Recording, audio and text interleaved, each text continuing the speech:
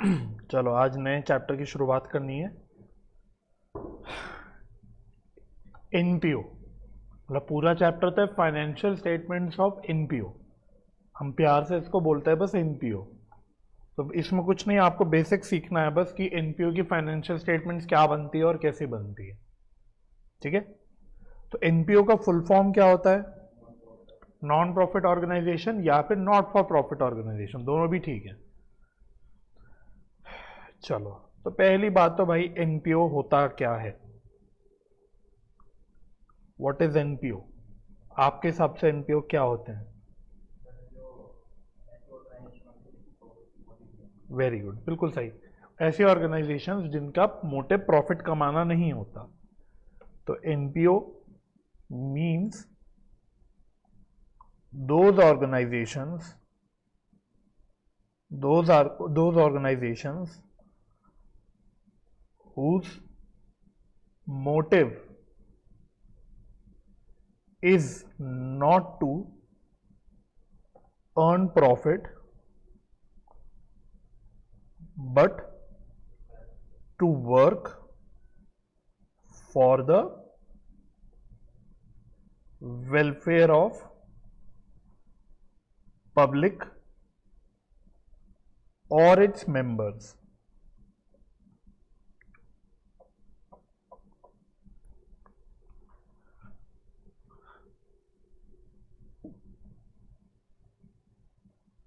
NPO ऐसी संस्थाएं होती है जो प्रॉफिट कमाने के लिए काम नहीं करती। किसके लिए करती हैं?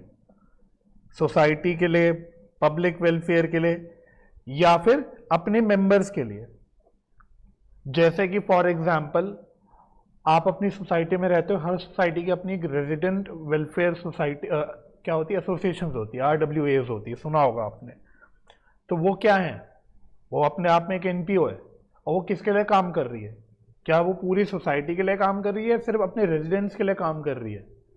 रेजिडेंट्स के लिए। तो वो यानी अपने सिर्फ स्पेसिफिक मेंबर्स के लिए काम कर रही हैं। लेकिन कुछ ऐसी ऑर्गेनाइजेशंस भी हो सकती हैं जो पूरी सोसाइटी के लिए काम कर रही है, मतलब वो किसी स्पेसिफिक ग्रुप ऑफ पर्सन के लिए नहीं, किसी के लिए भी काम कर रही है। और ये कोई भी हो सकती है, जरूरी नहीं कि इंसानों के लिए काम करे, जानवरों के लिए भी काम कर सकती है। जैसे नोएडा में एक सोसाइटी है, SPCA, society for prevention of cruelty against animals. तो SPCA जानवरों के हित में काम कर रही है भाई, समझ आ रही है? तो कोई भी ऐसी संस्था है जो किसी के वेलफेयर के लिए, पब्लिक के वेलफेयर के लिए, सोसाइटी के वेलफेयर के लिए, या फिर अपने मेंबर्स के लिए काम करती है। एक और एग्जाम्पल जो आपको काफी दिलचस्प लगेगा, आपके इंस्टीट्यूट का नाम क्या है? यहां का तो चलो RKG है, ये नहीं एनपीओ। जिसके आप एग्जाम देने वाले हो, ICMAI यानी institute of cost and management accountants of India, right? अब ये क्या है? क्या ये कोई कंपनी है? क्या ये प्रॉफिट के लिए काम कर रही है? नहीं। Institute of chartered accountants of India, ICI, इस तरह की जो आपकी प्रोफेशनल बॉडीज बन रखी हैं, ये कोई प्रॉफिट के लिए नहीं काम कर रही, ये अपने मेंबर्स के लिए काम कर रही है, ये अपने स्टूडेंट्स के लिए काम कर रही है। आपकी हंसी कुछ और बता रही है, लेकिन हम यही बोलते हैं कि वो प्रॉफिट के लिए काम नहीं कर रही। ठीक है, तो ये भी एग्जाम्पल होता है ऑफ एनपीओ। तो एनपीओ के एग्जाम्पल्स क्या क्या होते हैं और क्या क्या एग्जाम्पल्स जो आप अपने रोजमर्रा जिंदगी में देखते हो? चलो, मैंने RWAs बोल दिया क्योंकि मैंने आपको एग्जाम्पल दिया। मैंने आपको ICMAI या ICAI इनके एग्जाम्पल्स दिए, ये तो मैं लिखता हूं। इनके अलावा मंदिर वगैरह हो गए जहां पे आप डोनेशंस भी देते हो, और कुछ स्कूल्स कॉलेजेस हो गए, जैसे DU के जितने भी कॉलेजेस हैं सब क्या हैं? सब कौन सी कैटेगरी में आते हैं? सब एनपीओ की कैटेगरी में आते हैं, राइट? और बताओ, क्लब्स होते हैं बहुत सारे, और आपने सुना होगा क्लब्स वगैरह के बारे में, है ना? और बताओ, कई सारी पब्लिक लाइब्रेरीज होती हैं, पब्लिक लाइब्रेरीज, या for that example public hospitals होते हैं, जैसे कि एम्स हो गया। सब किसके एग्जाम्पल है? सब एनपीओ के एग्जाम्पल है। ठीक है, अच्छा, इसके अलावा कल्चरल सोसाइटीज होती हैं, बहुत सारी कल्चरल सोसाइटीज होती हैं।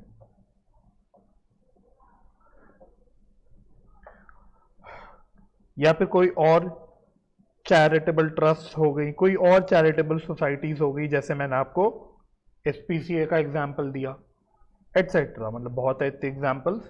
तो ये सब क्या है, सब एनपीओ है, ठीक है। इनको हम रोजमर्रा की जिंदगी में एनजीओ बोलते हैं, है ना, बट यहां पे हम क्या बोलेंगे, यहां हम कभी भी एनजीओ नहीं बोलेंगे, हम एनपीओ बोलेंगे, हालांकि बात वही है। चलो आगे की बात। अब हमें यहां पे पता है क्या सीखना है, हमारे चैप्टर का नाम क्या है, financial statements of NPO. Financial statements का मतलब क्या हुआ, जिसको आप फाइनल अकाउंट्स बोलते हो।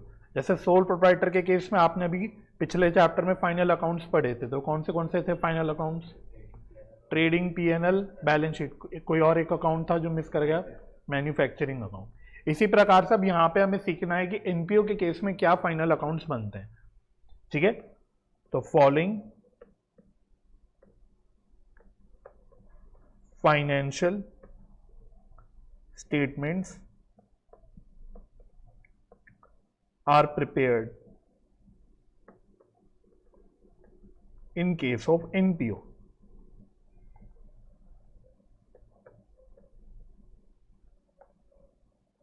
तो 3 तरह के फाइनेंशियल स्टेटमेंट्स बनते हैं एनपीओ के केस में। एक हम बोलते हैं receipts and payments account, receipts and payments account. एक हम बोलते हैं इनकम एंड एक्सपेंडिचर अकाउंट। फिर तीसरा तो आपने सुना ही है, तीसरी होती है बैलेंस शीट।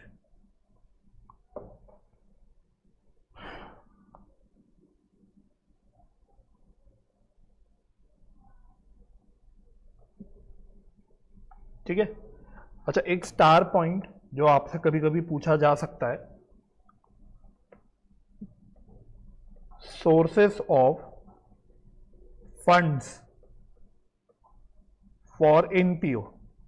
एनपीओ के फंड्स कहां से आते हैं,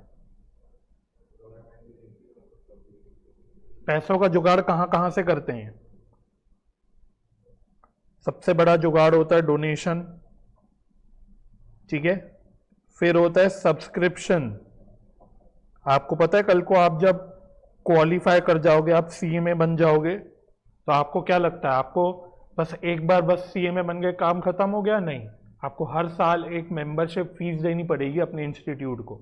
हम भी अपने इंस्टीट्यूट को हर साल एक मेंबरशिप फीस पे करते हैं, ताकि हम लोग सीए जो बोलते हैं अपने आप को, या कल को आप अपने आप को सीएमए बोलोगे, उसका बेनिफिट ले पाओ। उसके लिए आपको हर साल क्या करनी पड़ती है, एक फीस पे करनी पड़ती है अपनी मेंबरशिप कंटिन्यू करने के लिए। तो ऐसा नहीं सिर्फ आपने स्टूडेंट लाइफ में फीस भरी, बन गए सीएमए और बात खत्म, आपको हर साल पे करनी है, ठीक है। तो वैसे ही मतलब एग्जाम्पल एक प्रकार का सब्सक्रिप्शन, कि भाई अगर आपको किसी की मेंबरशिप कंटिन्यू रखनी है, जैसे आरडब्ल्यूएस जो होती है, हम लोग घर में रहते हैं तो कभी अपने मम्मी पापा से पूछना, वो भी सोसाइटी की फीस एक पे करते हैं साल में, सोसाइटी की चार्जेस कुछ पे करते हैं। ये सब क्या होती है, सब्सक्रिप्शन की कैटेगरी में आते हैं। और क्या होता है, डोनेशंस लिख लिए। आप सरकार की बात कर रहे थे तो सही कर रहे थे, उसको हम बोलते हैं ग्रांट्स। क्या बोलते हैं, ग्रांट्स। और बताओ, कुछ कुछ क्लब्स के केस में लाइफ मेंबरशिप फीस होती है, अच्छी खासी बड़े बड़े अमाउंट की लाइफ मेंबरशिप फीस होती है ना। जो बिल्कुल जो ये वाले क्लब्स होते हैं, जो आलीशान सोसाइटीज के जो क्लब्स होते हैं, यहाँ पे अगर आपको क्लब्स के बेनिफिट्स लेने हैं तो उसके लिए एक life membership fee, one time fee होती है बेसिकली, और आपको जिंदगी भर का उसका बेनिफिट मिलता है, तो उसको हम लाइफ मेंबरशिप फीस बोलते हैं, राइट, एटसेट्रा। मतलब समझ गए, बेसिक ये सोर्सेज होते हैं पैसों के।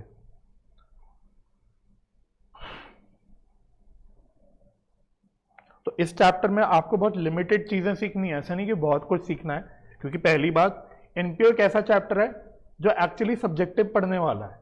अगर सब्जेक्टिव करना हो तो बहुत अच्छा चैप्टर है। अब क्योंकि आपका एमसीक्यू है तो आपको कितना ही पूछ लिया जाएगा, तो आपको पता है क्या सीखना है, आपके सिलेबस के अकॉर्डिंग आपको ये 3 अकाउंट बनाने सीखने हैं। और ये 3 अकाउंट बनाने के लिए इसके इर्द गिर्द जो रिलेटेड कॉन्सेप्ट्स होंगे, जैसे सब्सक्रिप्शन के बारे में होगा, टाइप्स ऑफ डोनेशंस हो गई, लेगेसीज होती है, लेगेसी भी एक प्रकार की डोनेशन होती है। तो इस प्रकार के जो रिलेटेड कॉन्सेप्ट्स हैं बस वो आपको कवर करने हैं। तो लिमिटेड स्कोप है आपके इस चैप्टर का, ठीक है। इससे ज्यादा तो पहले 12वीं के बच्चे पढ़ा करते थे, आपको तो बहुत लिमिटेड वे में पढ़ना है। आपका कट गया था, लेकिन पुराने जो 12वीं के बच्चे थे जो 21-22 वाले सेशन में थे या 20-21 वाले में, वहां तक के बच्चों ने तो पढ़ा था, तो उन्होंने तो खैर अच्छे से पढ़ा था। आपको तो बहुत लिमिटेड वे में पढ़ना है। तो बस पहला अकाउंट का नाम लिखो, क्या था नाम? Receipts and payments account. Receipts and payments account. तो पहली बात, रिसिप्ट्स एंड पेमेंट्स अकाउंट के बारे में जानने के लिए सबसे पहले अपने आपसे बोलना, रिसिप्ट्स एंड पेमेंट अकाउंट क्या होता है? इट इज लाइक बोल रहा हूं, है नहीं, लाइक अ कैश बुक। तो जैसे आप कैश बुक बनाते वक्त सोचते हो, जो थिंकिंग रखते हो, बिल्कुल इसको भी बनाते वक्त आपको वही सेम थिंकिंग रखनी है। It is like a cash book. अच्छा, ये करता क्या है? It shows a summary of cash and bank receipts and payment. तो बेसिकली ये एक समरी है कि भाई पूरे साल के दौरान हमारी रिसिप्ट्स कहां से हुई। अब रिसिप्ट्स कैश में भी हो सकती है, रिसिप्ट्स बैंक में भी हो सकती है। सिमिलरली ये समरी दिखाता है कि मेरी पेमेंट्स कहां कहां हुई। अब वो कैश पेमेंट्स भी हो सकती है या बैंक के थ्रू भी पेमेंट्स हो सकती है। तो जैसे कैश बुक होता था, डबल कॉलम कैश बुक में आप कैश कॉलम बैंक कॉलम बनाते थे, उसमें cash receipts, cash payments, bank receipts, bank payments दिखाते थे। बस इसमें वैसा नहीं करना, आपको अलग अलग कॉलम नहीं बनाने हैं, ये एक ही अकाउंट, बस इसमें थिंकिंग वही रखनी है बस आपको, ठीक है। तो it shows a summary of cash and bank receipts and payments. इसके अलावा इट इज प्रिपेयर्ड, इसके सारे इंपॉर्टेंट पॉइंट्स लिख रहा हूं। इट इज प्रिपेयर्ड ऑन, बड़ा बड़ा लिखना, cash basis. It is prepared on cash basis. हाँ, मतलब कैश बेसिस का मतलब क्या होता है? अब 11th क्लास में दो तरह के बेसिस ऑफ अकाउंटिंग पढ़ते थे, एक होता था कैश बेसिस, एक होता था एक्रूअल बेसिस। यहाँ कैश मतलब एक्चुअल कैश नहीं है। कैश बेसिस का मतलब वो ट्रांजैक्शन जो कैश में हो गई, जिसकी लेन देन पूरी हो गई। अब यहाँ कैश का मतलब बिल्कुल कैश में समझ लेना, it means bank also. Actual जब लेन देन हो गई पैसों की, तब ये ट्रांजैक्शन रिकॉर्ड होती है। एक्रूअल में क्या करते हो आप? लास्ट क्लास में हमने फाइनल अकाउंट्स में हमने आउटस्टैंडिंग सैलरीज ऐड करते थे, वो एक्रूअल बेसिस होता था। आउटस्टैंडिंग सैलरीज मतलब वो सैलरीज मैंने कैश में पे नहीं करी, लेकिन फिर भी मैं दिखा रहा हूं, तो वो कैश बेसिस ऑफ अकाउंटिंग नहीं है, वो एक्रूअल बेसिस है। लेकिन यहां हम कैश बेसिस करते हैं, वही चीजें दिखाते हैं जो एक्चुअली में कैश में जिसकी लेन देन हो गई। तो it is prepared on cash basis. अच्छा, दूसरी बात,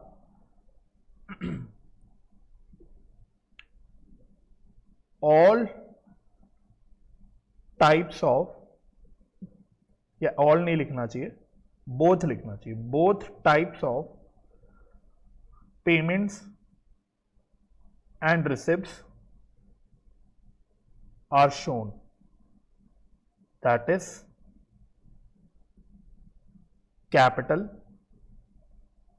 and revenue.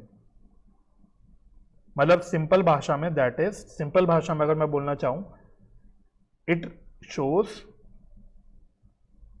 Capital as well as revenue transaction. तो आपने एक बिल्कुल फर्स्ट मॉड्यूल वाले चैप्टर में capital expenditure, capital receipts, revenue expenditure, revenue receipt से पढ़ा था। तो यहां पे हम लोग सारी पेमेंट्स है रिसिप्ट्स दिखाते, चाहे वो किसी भी नेचर की हो। यहां मेरे को नेचर से मतलब नहीं कि वो कैपिटल नेचर की है या रेवेन्यू नेचर की है या क्या है। अगर कैश या बैंक के थ्रू लेन देन हुआ है तो मेरे को इसमें दिखाना है, मेरे को कोई मतलब नहीं। जैसे एग्जांपल देता हूं, पेमेंट ऑफ सैलरी, मैंने सैलरी पे करी, ये कौन सी पेमेंट है, कौन सी नेचर की पेमेंट है? ये रेवेन्यू है। तो ये भी आएगी आपकी रिसेप्शन पेमेंट्स अकाउंट में, क्योंकि मैंने कैश में पे करी। और मैंने बोला payment for purchase of furniture, तो वैसे ये कौन सी नेचर की पेमेंट है? कैपिटल है, कैपिटल है ना। तो यहां पे मैं कैपिटल भी, ये भी रिकॉर्ड करूंगा। मेरे को कोई मतलब नहीं रेवेन्यू या कैपिटल। रिसेप्शन पेमेंट अकाउंट मेरे से नहीं पूछेगा कि ये कैपिटल है कि रेवेन्यू है।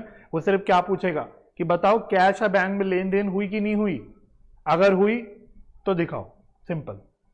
समझ आ गई? ये मतलब है। अच्छा, अगला पॉइंट, अब यहां ऐसे लिखना, all payments and receipts are shown whether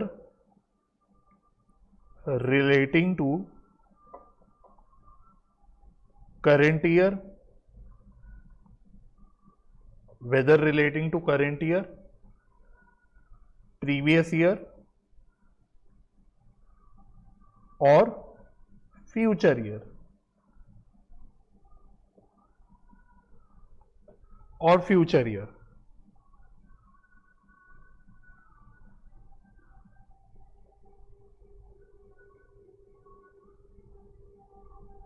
ठीक है, तो ये वैसे ऊपर जो मैंने कैश बेसिस वाला लिखा ना, वही बात वैसे यहां पे थोड़ी इलैबोरेट करके लिखी गई है। क्या बोलने का मतलब है, मानो मैंने आज किसी की सैलरी पे करी, लेकिन वो पिछले साल की सैलरी मैं पे कर रहा हूं, तो मैं तो आज ही दिखाऊंगा। मेरे को किससे मतलब है कि मेरी कैश में पेमेंट हो रही है कि नहीं हो रही। कैश में लेन देन हो गई तो मुझे रिकॉर्ड करना है। अगर सैलरी पिछले साल से रिलेटेड है तो भी दिखाऊंगा, अगर सैलरी करंट ईयर की है तो भी दिखाऊंगा, अगर सैलरी आगे अगले साल की है तो भी दिखाऊंगा। तो मेरे को ईयर से मतलब नहीं कि मैं जो भी रिसिप्ट, जो भी मेरी पेमेंट्स हो रही है वो कौन से साल से रिलेट करती है। ठीक है, तो ये वैसे कैश बेसिस ऑफ अकाउंटिंग का ही एलैबोरेशन आप कह सकते हो। पॉइंट क्लियर हो गया? बड़े इंपॉर्टेंट पॉइंट्स है इसलिए ये लिख रहे हैं हम लोग। ठीक है, अच्छा, और दूसरा एक आपके एमसीक्यू पॉइंट ऑफ व्यू से काफी इंपॉर्टेंट पॉइंट है, nature of receipts and payment account, short में हम आर&पी बोल देते हैं। इसका नेचर क्या होता है? तो ये लिख लो, ये एक रियल अकाउंट होता है। ठीक है, क्योंकि एक एसेट्स को दिखा रहा है, कैश और बैंक के बेसिकली दिखा रहा है, तो ये एक रियल अकाउंट होता है। दूसरी बात, मतलब अगली बात, इसमें जो रिसिप्ट्स एंड पेमेंट अकाउंट का ओपनिंग क्लोजिंग बैलेंस होता है। जैसे कैश बुक का ओपनिंग क्लोजिंग बैलेंस क्या होता था, बताओ? नहीं, मतलब क्या किस चीज का ओपनिंग क्लोजिंग बैलेंस दिखाते थे कैश बुक में? कैश और बैंक का दिखाते थे, कैश और बैंक का दिखाते थे। तो इस प्रकार से इसमें भी ओपनिंग क्लोजिंग बैलेंस होगा किसका? कैश एंड बैंक का, इंक्लूडिंग अगर कोई बैंक ओवरड्राफ्ट है तो वो भी, इंक्लूडिंग बैंक ओवरड्राफ्ट। तो इसका ओपनिंग क्लोजिंग बैलेंस भी होता है। अभी मैं फॉर्मेट भी दिखाऊंगा। तो फॉर्मेट में हम लोग to balance BD, by balance CD सब लिखते हैं। उसमें हम कैश और बैंक का जो ओपनिंग क्लोजिंग बैलेंस होता है वो दिखाते हैं। अच्छा, रियल अकाउंट का आपको रूल याद है? रियल अकाउंट का रूल क्या होता था?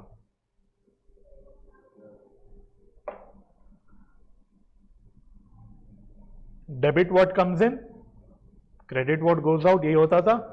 इसी को फॉलो करते थे हम कैश बुक में। सारी रिसिप्ट्स को कौन सी साइड पे दिखाते थे कैश बुक की? डेबिट, और पेमेंट्स को क्रेडिट। तो बिल्कुल सेम फंडा यहां पे भी चलेगा। तो डेबिट साइड में हम क्या दिखाएंगे बताओ? रिसिप्शन पेमेंट अकाउंट की ऑल रिसिप्ट्स, चाहे वो कैश में हो चाहे बैंक में हो, बार बार बोल रहा हूं। और क्रेडिट साइड में ऑल पेमेंट्स। ये रूल हो गया।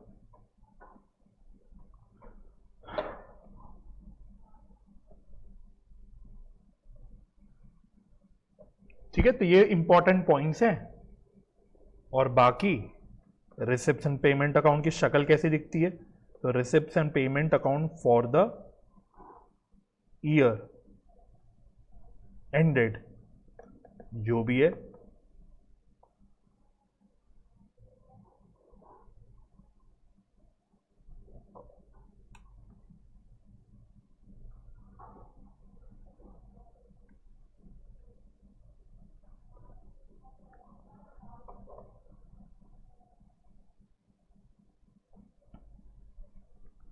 तो ये डेबिट साइड है, ये क्रेडिट साइड है।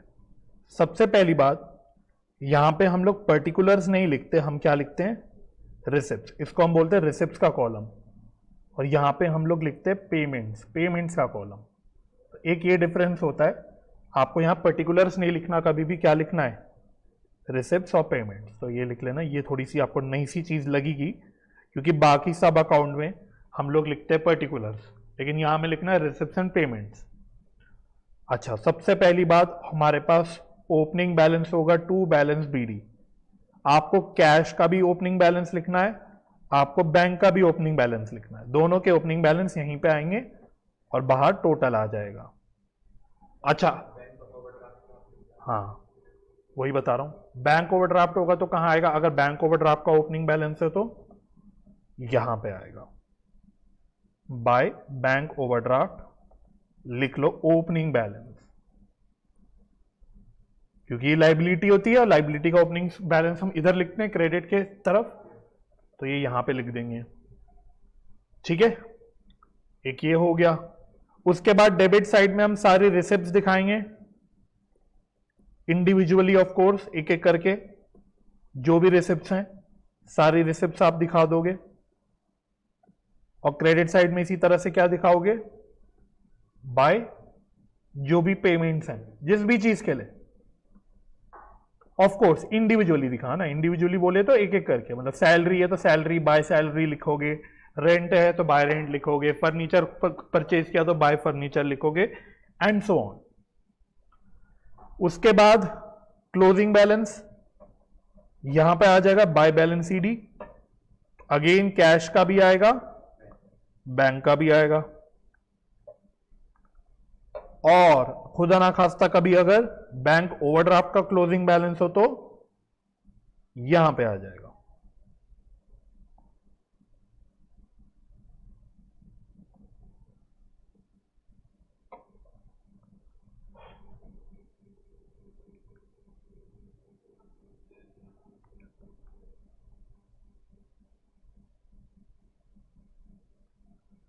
ठीक है, बस अकाउंट खत्म।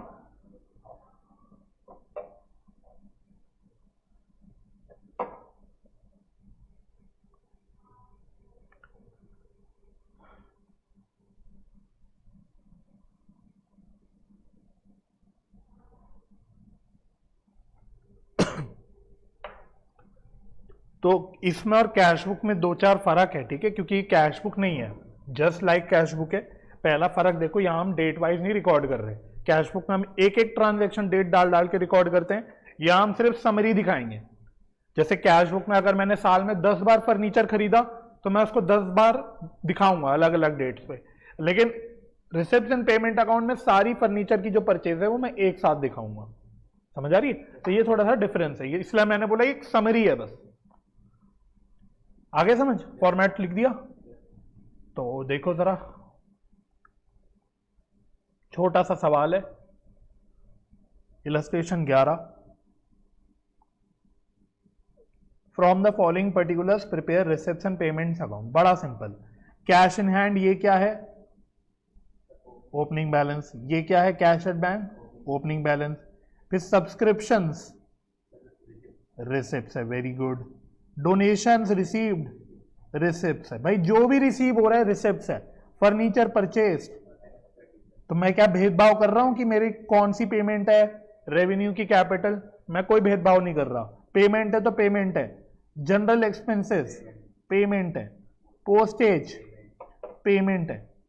Stationery, payment. Locker rent received, receipts. Office expenses, payments. Closing balance of cash, cash का क्लोजिंग बैलेंस। सर बैंक का तो दिया नहीं, ओपनिंग बैलेंस बैंक का तो था लेकिन क्लोजिंग बैलेंस तो नहीं दिया, कैश का दिया है, तो क्या करोगे,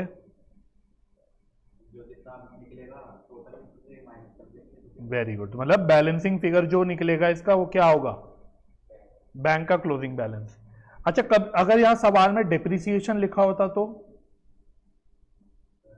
वो क्या करते, हाँ, तो डिप्रिसिएशन क्या कैश में होता है कुछ पे, डिप्रिसिएशन कैश या बैंक के थ्रू होता है क्या, ये कैश ट्रांजैक्शन है, नहीं है, तो क्या ये रिसेप्शन पेमेंट अकाउंट में आएगा?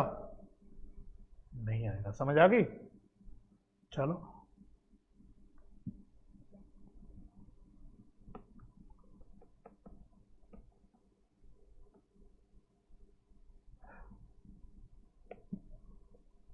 तो ऐसे रफ रफ सा फॉर्मेट बनाओ और फटाफट फटाफट कर डालो।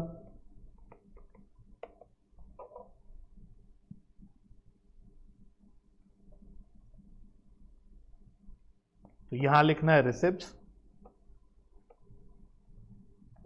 यहां लिखना है पेमेंट्स।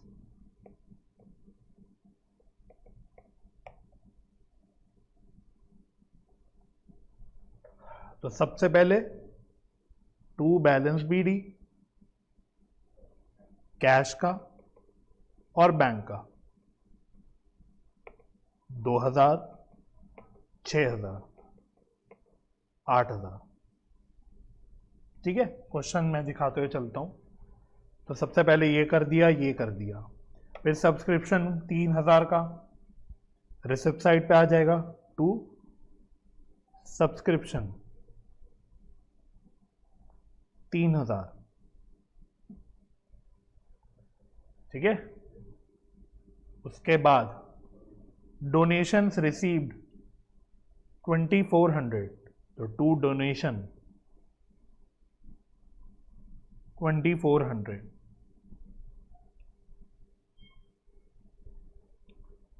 फर्नीचर परचेज किधर आएगा? पेमेंट साइड पे, तो बाय फर्नीचर, बाय फर्नीचर 1600।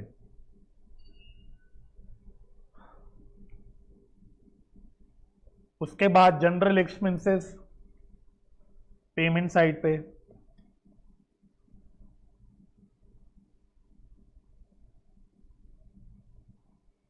तो यह है कितना?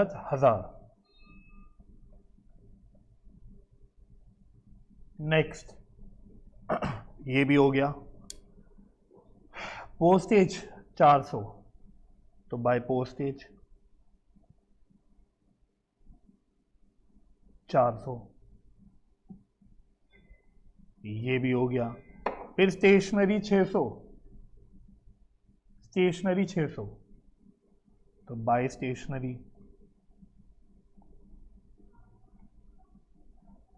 600, सिंपल, ये भी हो गया।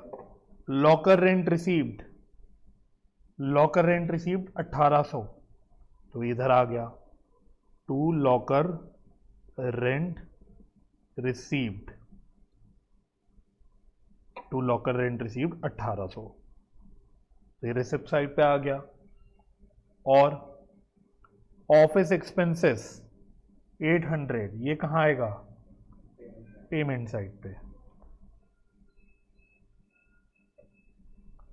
Bye office expenses 800।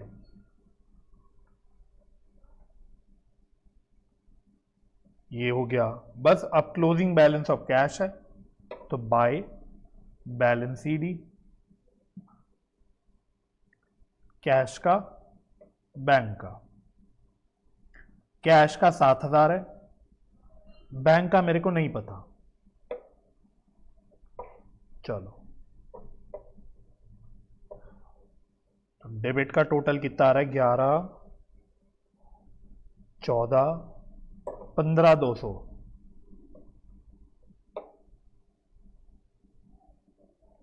15,200। अच्छा, तो पहले आपने ये फिगर निकाल ली होगी कि यहां कितना बचा। तो यहां कितना बच रहा है टोटल? कितना बच रहा है? 10,800। ये 10,800 बच रहा है। इसका मतलब ये कितना बच रहा होगा? 3,800। तो ये सब बैलेंस हो गया, ये भी बैलेंस हो गया और ये भी बैलेंस हो गया। तो रिसेप्शन पेमेंट अकाउंट क्लियर हो गया। चलूं मैं आगे फिर।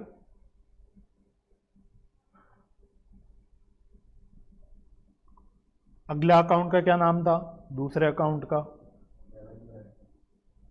हाँ हाँ, इनकम एंड एक्सपेंडिचर अकाउंट। अब ये क्या होता है?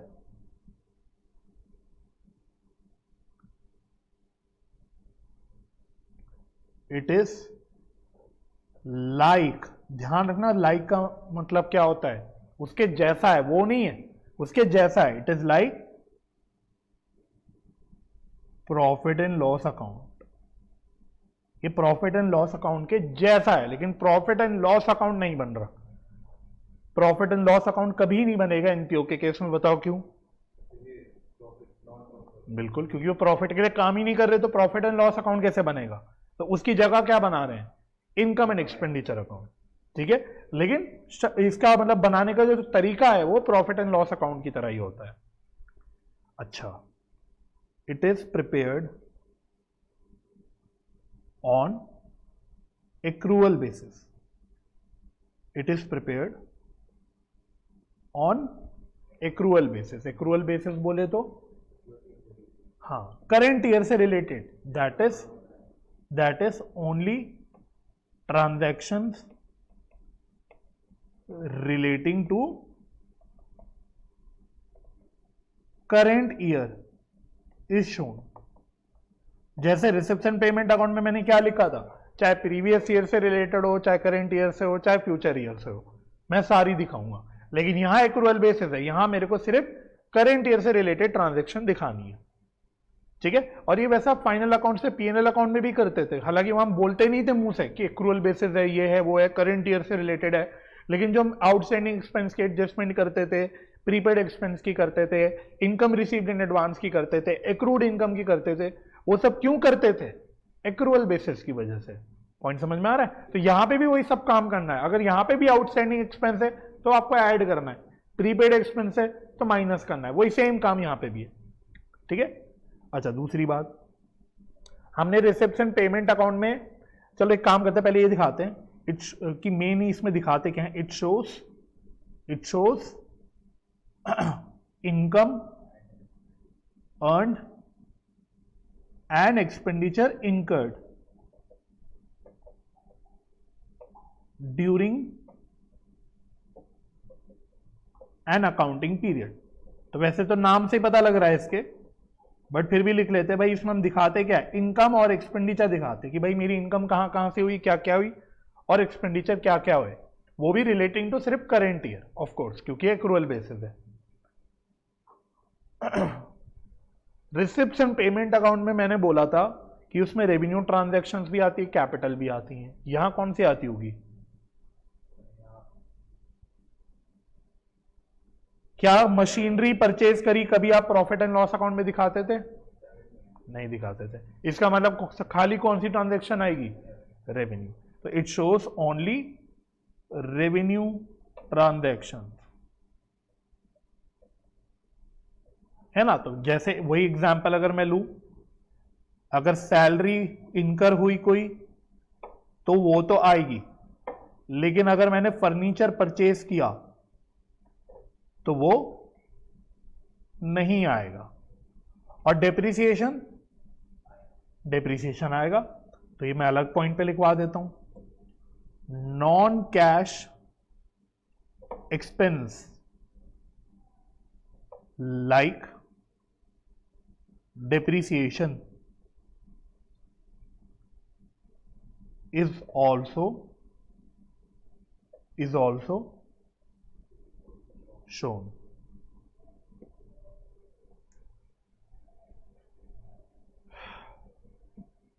ठीक है, और क्या बोला था हमने रिसेप्शन पेमेंट अकाउंट में? उसका नेचर क्या बोला था हमने? रियल। इसका क्या होगा? Nominal. Very good. Nature of income and expenditure account, short में IND बोल देते हैं, ये है नॉमिनल। तो ये भी पूछा जा सकता है आपसे, तो ये नॉमिनल नेचर का है। तो बेसिकली अगर आपको रियलाइज हो रहा हो तो हम रिसेप्शन पेमेंट अकाउंट और इनकम एंड एक्सपेंडिचर अकाउंट के एक तरह से डिफरेंसेस लिख रहे हैं। वहां हमने बोला रियल, यहां हमने बोला नॉमिनल। वहां हमने बोला प्रिपेयर्ड ऑन कैश बेसिस, यहां हमने बोला नॉमिनल अकाउंट। वहां हमने बोला कि रेवेन्यू एंड कैपिटल ट्रांजेक्शंस दोनों आती है, यहां हमने बोला ओनली रेवेन्यू ट्रांजेक्शंस आती है। तो एक प्रकार से डिफरेंस भी बन रहा है, और आपकी किताब में भी दिखाऊंगा, उन्होंने टैबुलर फॉर्म में डिफरेंस दिया होगा, इसी तरह के सारे पॉइंट्स गिवन होंगे। अच्छा, और कोई इंपॉर्टेंट पॉइंट अगर रह गया हो? हाँ मुझे बताओ, चलो वो भी हाँ बात कर लेंगे। डेबिट साइड में क्या आएगा, क्रेडिट साइड में क्या आएगा इनकम एंड एक्सपेंडिचर अकाउंट के? वेरी गुड, बस काम खत्म। क्योंकि नॉमिनल अकाउंट है, और नॉमिनल अकाउंट क्या कहता है, डेबिट ऑल एक्सपेंसेस, और पीएनएल अकाउंट में भी हम एक्सपेंसेस ही दिखाते हैं डेबिट साइड में, तो यहां हम लोग एक्सपेंडिचर दिखाएंगे और क्रेडिट साइड में सारी इनकम्स दिखाएंगे, सिंपल।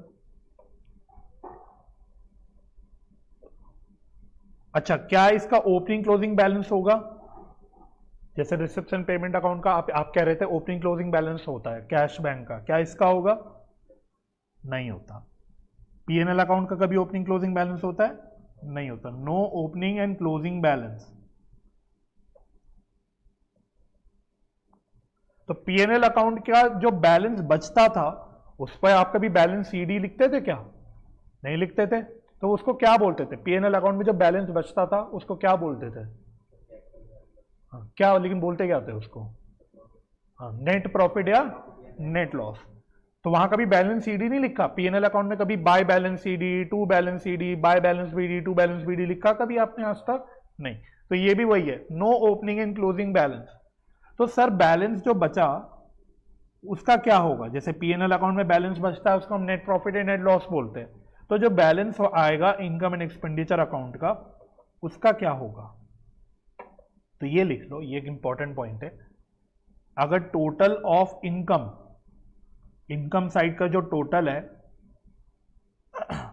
वो टोटल ऑफ एक्सपेंडिचर, एक्सपेंडिचर के साइड से ज्यादा है, मतलब मेरी टोटल इनकम खर्चों से ज्यादा है, इनकम खर्चों से ज्यादा है, तो पीएनएल अकाउंट में अगर इनकम खर्चों से ज्यादा होती थी तो क्या बोलते थे? Net profit. तो वो नेट में प्रॉफिट हुआ है। बट यहां क्या हम नेट प्रॉफिट बोलेंगे? क्या हम यहां नेट प्रॉफिट बोल सकते हैं? ना, आंसर इज नो। तो लिख के काटना है इसको कि भाई यहां हम नेट प्रॉफिट तो नहीं बोल सकते इसको। तो क्या बोलते हैं इसको? इसको हम बोलते हैं सरप्लस। क्या नाम दे दिया हमने? सरप्लस। इसी तरह से उल्टा इसका, अगर total of expenditure total of income से ज्यादा है तो उसको क्या बोलेंगे? सर पीएनएल अकाउंट में तो नेट लॉस बोलते थे अगर याद है तो, बट जब प्रॉफिट नहीं बोल रहे तो लॉस भी नहीं बोल सकते, तो क्या बोलेंगे? यहां बोलते हैं डेफिसिट। तो ये बस याद रखना, एक इंपॉर्टेंट पॉइंट है कि अगर इनकम का टोटल एक्सपेंडिचर के टोटल से ज्यादा है तो हम बोलते हैं सरप्लस, अगर एक्सपेंडिचर का टोटल इनकम के टोटल से ज्यादा है तो हम बोलते हैं डेफिसिट।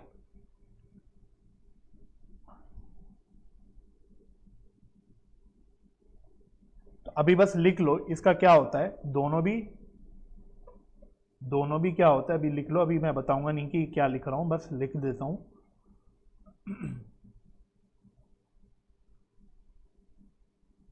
सरप्लस हो चाहे डेफिसिट हो, चाहे सरप्लस हो चाहे डेफिसिट हो, इस ट्रांसफर टू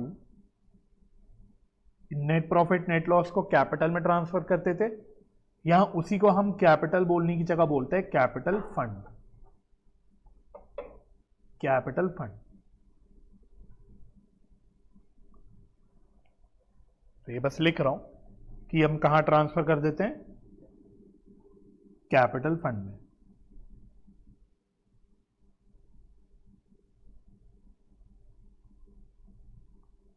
ठीक है। अब इनकम एंड एक्सपेंडिचर अकाउंट की शक्ल कैसी दिखती है?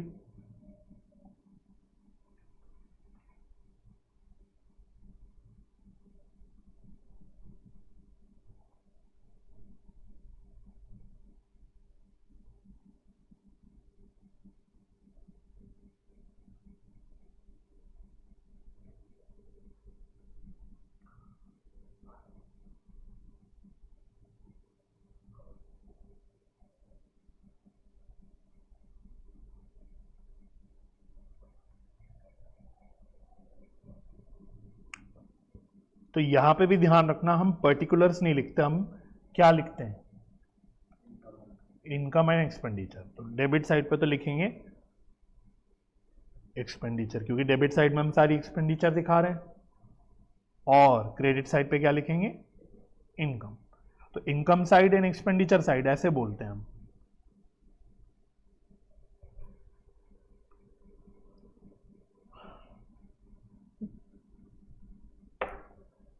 तो यह हम लोग दिखा देंगे टू रेवेन्यू एक्सपेंडिचर ऑल, सारी, सिर्फ लेकिन कौन सी, relating to current year. Debit side में दिखा देंगे ऑफ कोर्स इंडिविजुअली। तो पीएनएल अकाउंट में भी सब कुछ इंडिविजुअली दिखाते हैं, सैलरी अलग दिखाएंगे, रेंट अलग दिखाएंगे, और स्टेशनरी है वो अलग दिखाएंगे, जो भी डेप्रिसिएशन है अलग दिखाएंगे, ठीक है, इंक्लूडिंग डेप्रिसिएशन, याद रखना including depreciation. Loss on sale है, प्रॉफिट ऑन सेल है, ये सारी चीजें यहां पे दिखाएंगे। इसी प्रकार से बाय रेवेन्यू, इनकम या रिसिप्ट, जो भी बोलना चाहो, रिसिप्ट बोलते हैं वैसे, ऑल, सारी ऑफ कोर्स, लेकिन कौन सी, जो रिलेट करती हैं टू करेंट ईयर, ये क्रेडिट साइड में दिखा देंगे, ये भी इंडिविजुअली।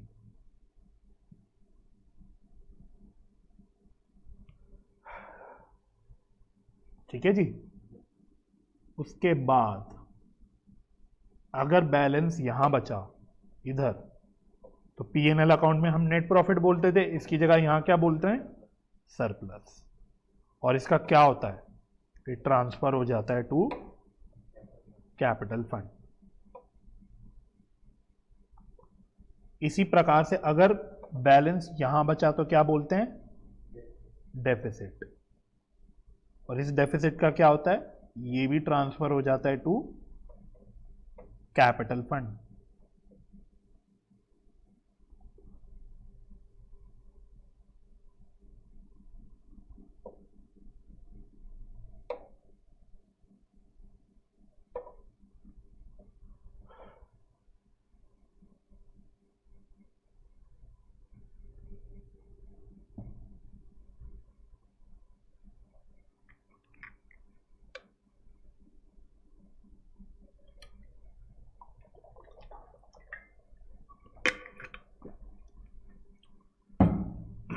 एक नोट डाल के बात लिखो, कोई नई बात तो नहीं लिखवाने वाला, बट फिर भी नोट डाल के लिख लो इसको।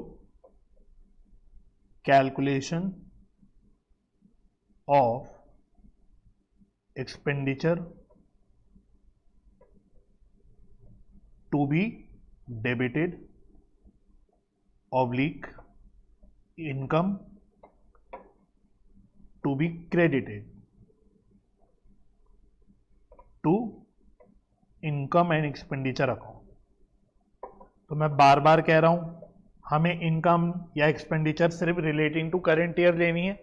तो ये अमाउंट निकलती कैसे है, कभी कभी आपको मेहनत करके देखना पड़ता है कि ये कैसे निकलता है। मतलब बेसिकली मैं दिखा रहा हूं कि अगर मुझे कोई खर्चा यहां लिखना है जो करेंट ईयर से रिलेट करता है, तो वो मैं कैसे निकालूंगा। सिमिलरली अगर मुझे कोई इनकम वगैरह यहां लिखनी है जो रिलेट करती है टू करेंट ईयर, तो वो मैं कैसे निकालूंगा। तो उसको मैं बस एक फॉर्मूला फॉर्म पे लिख रहा हूं, तो लिख लो आप, expenditure paid oblique income received. ये मेरा स्टार्टिंग अगर पॉइंट है, मानो मेरे को बता दिया कि मैंने एक्चुअली में एक्सपेंडिचर इतना पे करा कोई, या फिर मेरे को एक्चुअली में इनकम इतनी रिसीव हुई। और ये पता है वैसे पता कहां से लगता है, ये रिसिप्ट्स एंड पेमेंट अकाउंट से पता लगता है। तो मानो रिसिप्ट्स एंड पेमेंट अकाउंट में सैलरी दिख रही है आपको पेमेंट साइड में, तो मतलब मैंने सैलरी इतनी पे करी, लेकिन अब उस सैलरी जो मैंने पे करी उसमें हो सकता है कुछ सैलरी करेंट ईयर की हो, कुछ पिछले साल की हो, कुछ फ्यूचर ईयर की हो, यही हमने बोला था। लेकिन इनकम एंड एक्सपेंडिचर में तो मुझे सिर्फ करेंट ईयर वाला पोर्शन चाहिए कि करेंट ईयर का खर्चा कितना, और वो जरूरी नहीं कि मैंने वो पे करा, हो सकता है वो आउटस्टैंडिंग भी हो। तो इसलिए मेरे को इसमें कुछ चीजें प्लस माइनस करनी पड़ती है। तो बस ये लिख लो क्या चीजें प्लस माइनस करते हैं। दो चीजें इसमें ऐड करना है, दो चीजें इसमें लेस करना है, बस। दो चीजें प्लस करनी है, दो चीजें लेस करनी है, माइनस करनी है, तो आपका आ जाएगा कि कितना सैलरी या कितना खर्चा या कितनी इनकम आपको इनकम एंड एक्सपेंडिचर अकाउंट में दिखानी है। क्या क्या?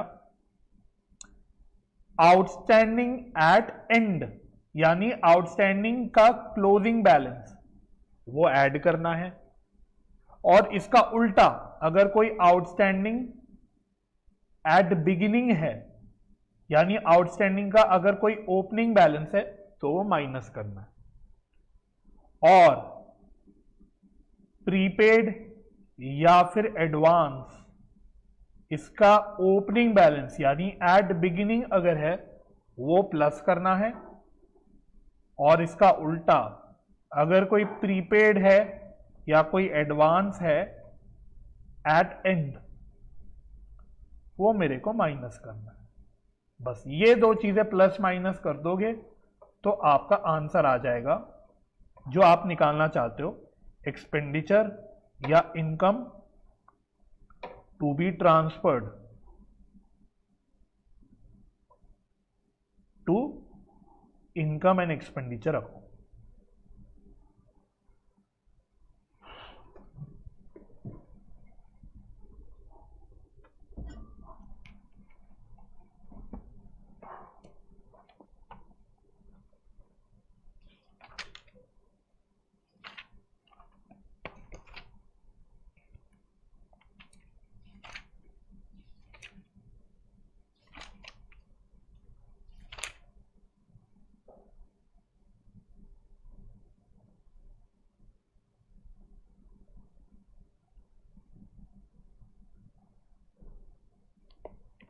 समझ आ गया?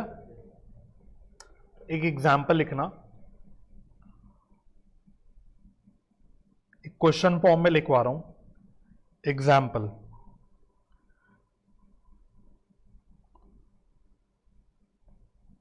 Calculate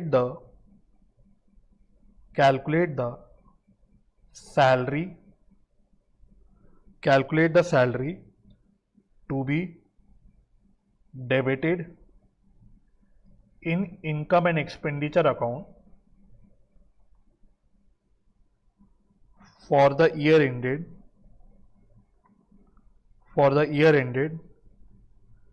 31st March 2021। 31st March 2021 क्या क्या चीजें दे रखी है? सैलरी पेड, मतलब रिसिप्ट्स एंड पेमेंट अकाउंट में कितनी सैलरी की पेमेंट आ रही है? 2,04,000। प्रीपेड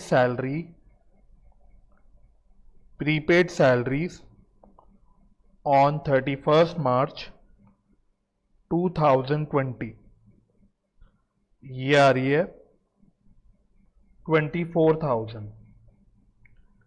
फिर prepaid salaries on 1st April 2019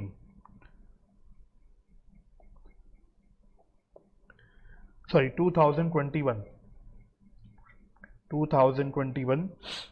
ये आ रही है 12,000। फिर outstanding salaries on 31st March 2020 ये है 18,000। और आउटस्टैंडिंग सैलरीज ऑन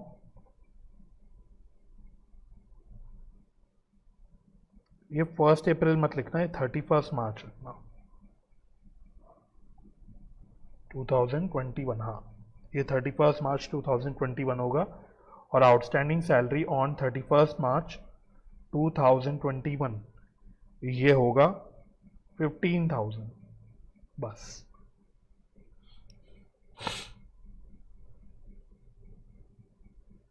तो बस आपको क्या निकालना है? कितनी सैलरी आप इनकम एंड एक्सपेंडिचर अकाउंट में दिखाओगे। ठीक है, ईयर एंडेड 31st March 2021। तो बस ओपनिंग क्लोजिंग फिगर्स आइडेंटिफाई कर लो आप पहले, ओपनिंग क्लोजिंग फिगर्स आइडेंटिफाई कर लो। तो अगर मैंने बोला प्रीपेड सैलरी ऑन 31 मार्च 2020 और ईयर कब एंड हो रहा है 2021, यानी 2021 को क्या होगा, ये ओपनिंग बैलेंस होगा। और अगर प्रीपेड सैलरी ऑन 31 मार्च 2021 है तो ये क्या होगा, ये closing. Similarly outstanding salary on 31 मार्च 2020 ये क्या होगा, ओपनिंग होगा, और ये क्या होगा, क्लोजिंग। समझ गए? और ये तो है एक्चुअल कितनी सैलरी मैंने पे करी। तो निकालोगे, ट्राई करो। मुझे आंसर बताना क्या आता है।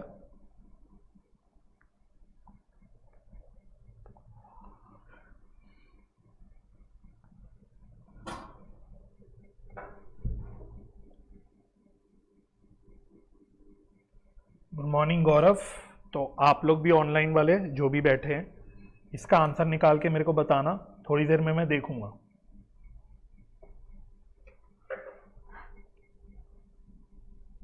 तो अमन और गौरव आपको भी आंसर निकाल के बताना है।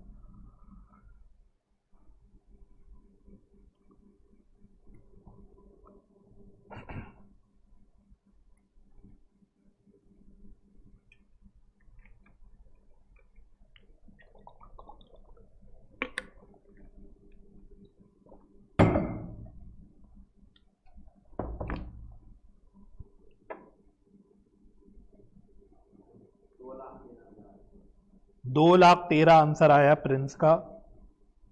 तो 1 मिनट और रुक जाते हैं ऑनलाइन वालों के लिए।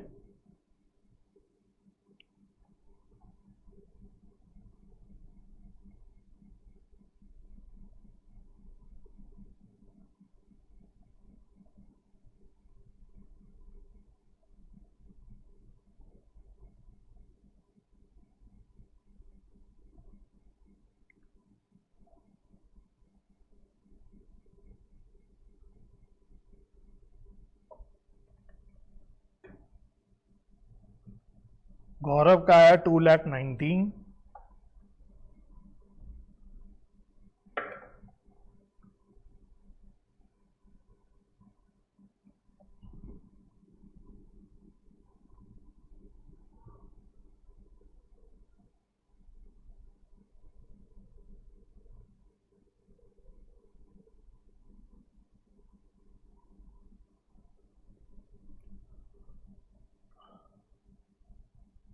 अच्छा, अब आया 2,13,000। चलो, तो 2,13,000 सही जवाब है वैसे। तो कैसे कैसे किया, पहले आपने सैलरीज पेड ली, पहले आपने सैलरीज पेड ली 2,04,000। इसमें क्या प्लस करना है अपने मुंह से बोलो फटाफट, आउटस्टैंडिंग एट एंड प्लस करना है, और प्रीपेड एट बिगिनिंग प्लस करना है। ये दो चीजें प्लस करनी है। तो आउटस्टैंडिंग एट एंड कितना है 15, और प्रीपेड एट बिगिनिंग कितना है 24। ये प्लस हो गई दो चीजें। इसी प्रकार से माइनस क्या करना है, आउटस्टैंडिंग एट बिगिनिंग और प्रीपेड एट एंड।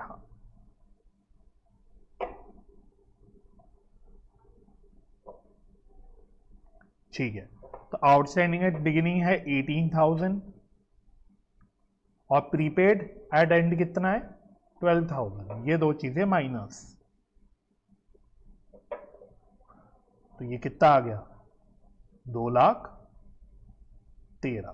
तो सैलरी आप कितनी डेबिट करोगे, salary to be debited, to be debited to, बताओ कहां, टू बी डेबिटेड टू, हाँ इनकम एंड एक्सपेंडिचर। तो पता होना चाहिए क्या निकाल रहे हो।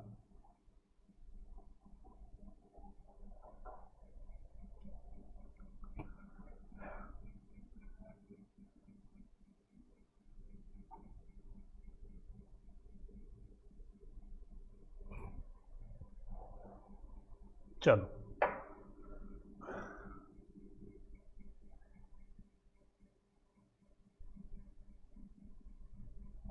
इलस्ट्रेशन नंबर 12 देखेंगे। Illustration number 12, from the following particulars prepare income and expenditure account.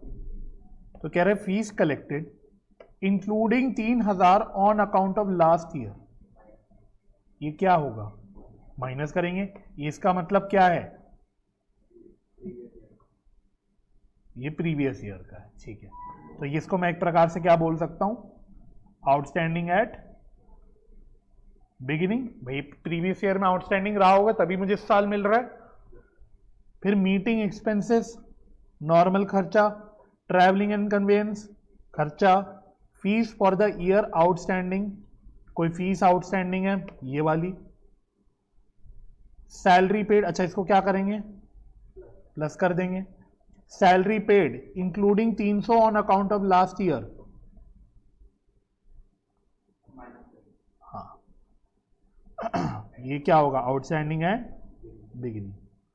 Salary outstanding ये एक प्रकार से क्या है, आउटस्टैंडिंग एट एंड।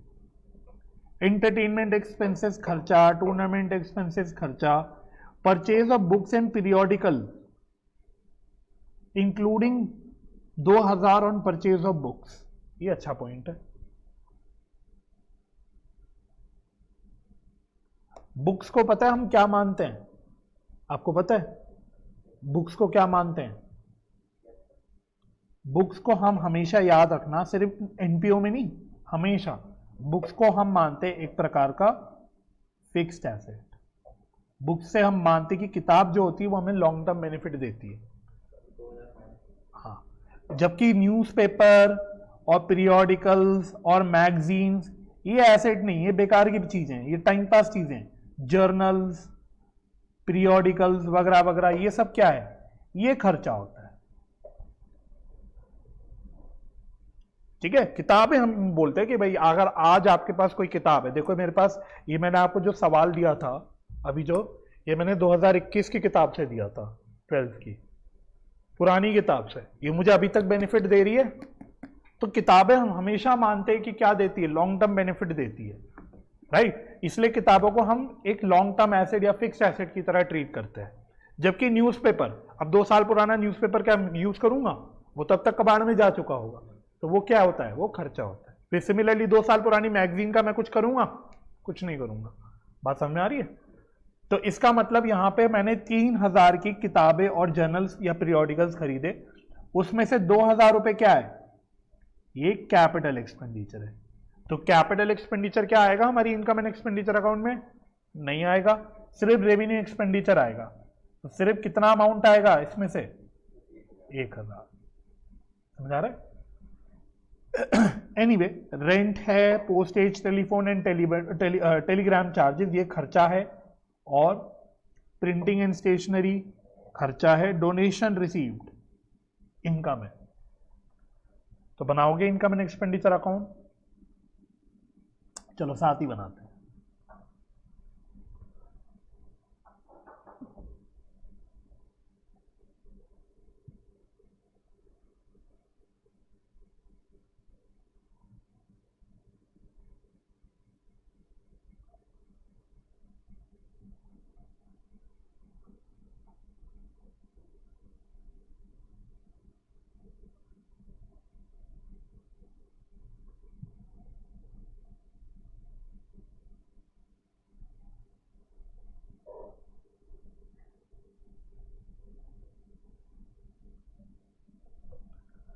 चलो जी, तो यहां क्या लिखते हैं बताओ, डेबिट साइड पे एक्सपेंडिचर और क्रेडिट साइड पे इनकम। चलो एक एक करके पढ़ेंगे और लिखते चलेंगे। तो सबसे पहले था फीस। फीस से रिलेटेड 2 चीजें थी, ये भी था, ये भी था। तो फीस किधर आएगा, इनकम में आएगा। चलो मैं ऐसे यहीं पे प्लस माइनस करके दिखा देता हूं। तो फीस मेरे को मिली कितनी वैसे, 28,000 की। इसमें से आउटस्टैंडिंग एट बिगिनिंग जो था वो माइनस करते हैं, वो कितना था, 3,000। और आउटस्टैंडिंग एट एंड या फॉर द ईयर जो भी है वो क्या करते हैं, प्लस करते तो वो कितना था 5,000। तो ये कितनी आ गई 30,000। तो ये डन हो गया। उसके बाद travelling and conveyance meeting expense, ये तो नॉर्मल खर्चे हैं, डाल दो as it is. To meeting expense to travelling and conveyance, to travelling and conveyance, ये कितना है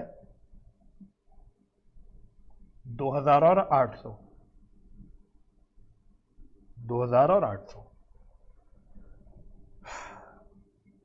उसके बाद और क्या है, fees for the year outstanding, ये डाल दिया। सैलरी, सैलरी खर्चा है टू सैलरी। चलो मुझे बताओ क्या प्लस करोगे क्या माइनस करोगे। तो सैलरी मैंने कितनी पे करी 2400 की। आउटस्टैंडिंग एट बिगिनिंग माइनस करते हैं, तो आउटस्टैंडिंग एट बिगिनिंग कितना था 300 था। और आउटस्टैंडिंग एट एंड कितना था 400। चलो ये कितना आ जाएगा 24,100। और क्या दे रखा है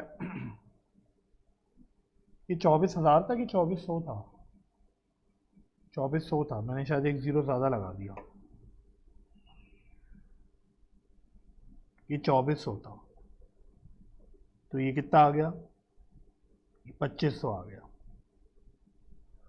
चलो हो गया, सैलरी भी हो गया। बाकी तो अब नॉर्मल है मेरे ख्याल से, ज़्यादा कुछ है नहीं। एंटरटेनमेंट एक्सपेंस, टूर्नामेंट एक्सपेंस, तो to entertainment expense to tournament expense, इसमें तो कोई आउटस्टैंडिंग वगैरह का कोई चक्कर ही नहीं है, तो ये एज इट इज डाल देंगे।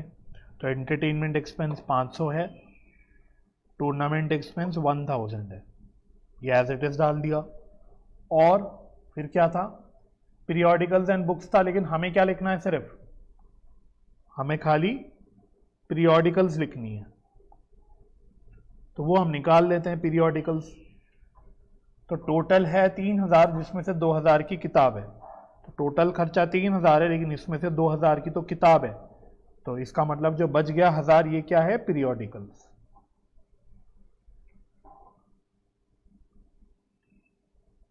फिर रेंट है 1200, ये तो एक्सपेंस है, टू रेंट 1200। उसके बाद पोस्टेज, टेलीफोन, टेलीग्राम, तो पोस्टेज, टेलीफोन, टेलीग्राम एटसेट्रा, मतलब जो भी है, ये कितना है 1700, ये 1700 है।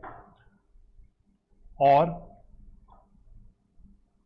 Printing and stationery 500, to printing and stationery 500, ये 500 आ गया। और डोनेशन रिसीव, इनकम साइड पे बाय डोनेशन रिसीव,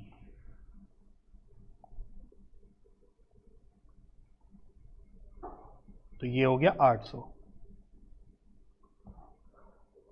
ठीक है जी।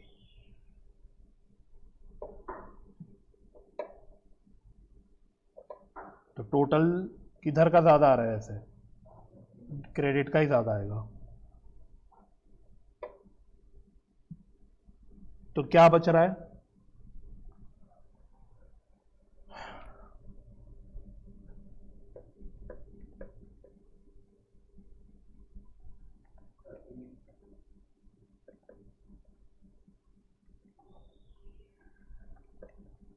$19,600। तो क्या बोलूंगा इसको मैं, इधर बच रहा है 19,600 सरप्लस।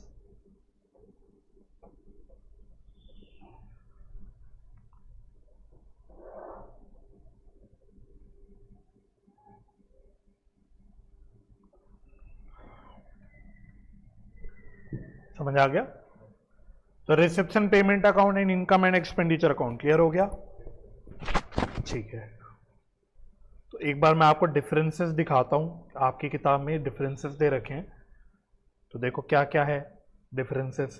पहला मैंने आपको बोला था जस्ट लाइक कैश बुक, और इसमें बोला था जस्ट लाइक P&L, तो वही लिखा हुआ है। और रिसिप्ट डेबिट होती हैं, पेमेंट क्रेडिट होती है, यहाँ इनकम्स क्रेडिट होती हैं, एक्सपेंडिचर डेबिट होती है। ओके, यहाँ कैश बेसिस पे अकाउंटिंग होती है, यहाँ एक्रूअल बेसिस पे होती है। ओके, यहाँ पे सारे पीरियड से रिलेटेड हम दिखाते हैं, चाहे प्रीवियस पीरियड हो, चाहे फ्यूचर पीरियड हो, चाहे करंट ईयर हो, कुछ भी हो, सब कुछ दिखाते हैं। जबकि यहाँ पे इनकम एंड एक्सपेंडिचर में एक्रूअल बेसिस फॉलो होता है, तो only relating to current year, right. उसके बाद यहाँ कैपिटल रेवेन्यू ट्रांजेक्शन्स दोनों आती हैं, यहाँ पे खाली रेवेन्यू ट्रांजेक्शन्स आती है। कोई पॉइंट में दिक्कत? सब कवर हो गया। ये रियल अकाउंट होता है, ये नॉमिनल अकाउंट होता है। यहाँ पे opening cash and bank balance होता है और closing cash and bank balance होता है, जबकि यहाँ पे कोई बैलेंस नहीं होता, बस क्या निकलता है, सरप्लस या डेफिसिट निकलता है। इसके बाद यहाँ पे नोशनल लॉस या फिर मेजरली नॉन कैश एक्सपेंस जैसे बैड डेट्स वगैरह, डेप्रीसिएशन, मतलब वो खर्चे जो कैश में नहीं हो रहे, सिंपल भाषा में वो नहीं रिकॉर्ड होते, जबकि यहाँ सब कुछ रिकॉर्ड होता है। और बताओ, closing balance carried forward to the same account in the next accounting period, मतलब इस साल का क्लोजिंग बैलेंस अगले साल का ओपनिंग बैलेंस बच जाता है। जबकि अगर इनकम एंड एक्सपेंडिचर अकाउंट का जो बैलेंस होता है वो हम कहाँ ट्रांसफर करते हैं, कैपिटल फंड में, तो वो करेंट ईयर में कैपिटल फंड में जाके खत्म हो जाता है। और ये तो चलो एक पॉइंट है कि रिसेप्शन पेमेंट अकाउंट हेल्प करता है in preparation of income and expenditure account. और वैसे पता है मैंने ये भी बात आपको दिखाई, मैंने बोला सैलरी पे, जो मैंने आपको जो फॉर्मूला लिखवाया था ये, इसमें मैंने क्या बोला था कि कहाँ मिलता है आपको, रिसेप्शन पेमेंट अकाउंट में।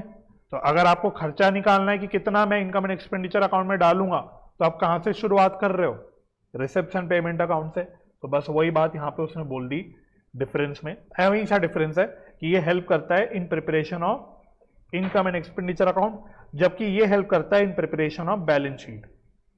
जैसे P&L अकाउंट के बाद बैलेंस शीट बनती है, इसके बाद बैलेंस शीट बनती है।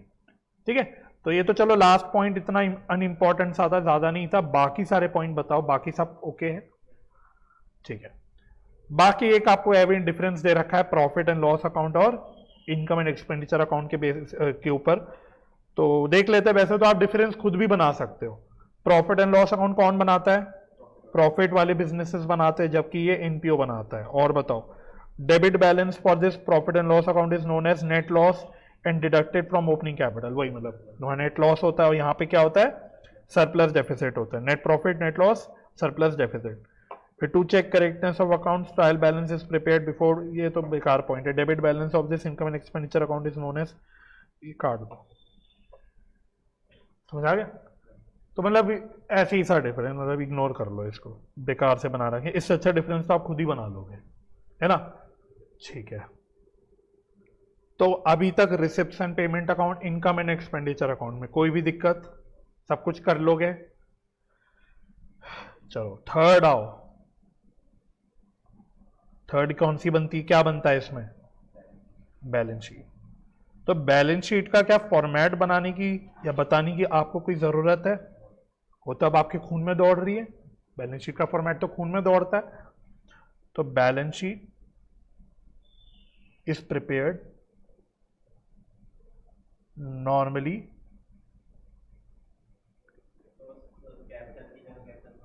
as in case of, वही आ रहा हूं इस पे भी, as in case of profit organizations, है ना? एसेट साइड, लाइबिलिटी साइड, सब कुछ आपको पता है। तो यहां मतलब मैं आपको वो नहीं बताऊंगा, सिर्फ एक जो पॉइंट यहां पे फॉलो होता है वो क्या होता है, fund based accounting. Fund based accounting is followed. बस अगर आपको यहां बैलेंस शीट के लिए कुछ सीखना है तो ये सीखना है, fund based accounting. Fund based accounting, ठीक है? एनपीओ में कोई टेक्निकली कैपिटल नहीं होता, क्योंकि कोई बिजनेस नहीं है तो वहां कैपिटल इन्वेस्टमेंट नहीं है। लेकिन आप खुद सोचो, कोई भी जैसे स्कूल है, स्कूल चलना है, तो स्कूल चलाने के लिए मुझे पैसों की जरूरत है, चाहे मैं एनपीओ ही क्यों ना हो, मेरा कोई भी एनपीओ क्यों ना हो, मैं कोई भी काम पब्लिक वेलफेयर के लिए कर रहा हूं, मैं बोलता हूं यार मेरे को सड़क पे सब भूखे बच्चों में खाना बांटना है, तो खाना बांटने के लिए पहले मुझे खाना खरीदना पड़ेगा कहीं से या खाना बनवाना पड़ेगा कहीं से, तो उसके लिए मेरे को क्या चाहिए, फंड चाहिए। तो किसी भी नॉन प्रॉफिट ऑर्गेनाइजेशन को अपना पर्पस फुलफिल करने के लिए, अपना काम करने के लिए किसकी जरूरत है, फंड की, पैसों की जरूरत है ना। इसलिए हम लोग एनपीओ में जो भी पैसा इकट्ठा होता है उसको क्या बोलते हैं, फंड बोलते हैं। क्या बोलते हैं, फंड। और उस फंड के बेसिस पे जो आपको अकाउंटिंग करनी होती है वो आप यहां पे सीखोगे, ठीक है। और बड़ा सिंपल है, कोई इतना मुश्किल नहीं है। तो यहां पे पहली बात आप जो कह रहे थे कैपिटल फंड, तो पहली बात इसमें लिखो capital fund.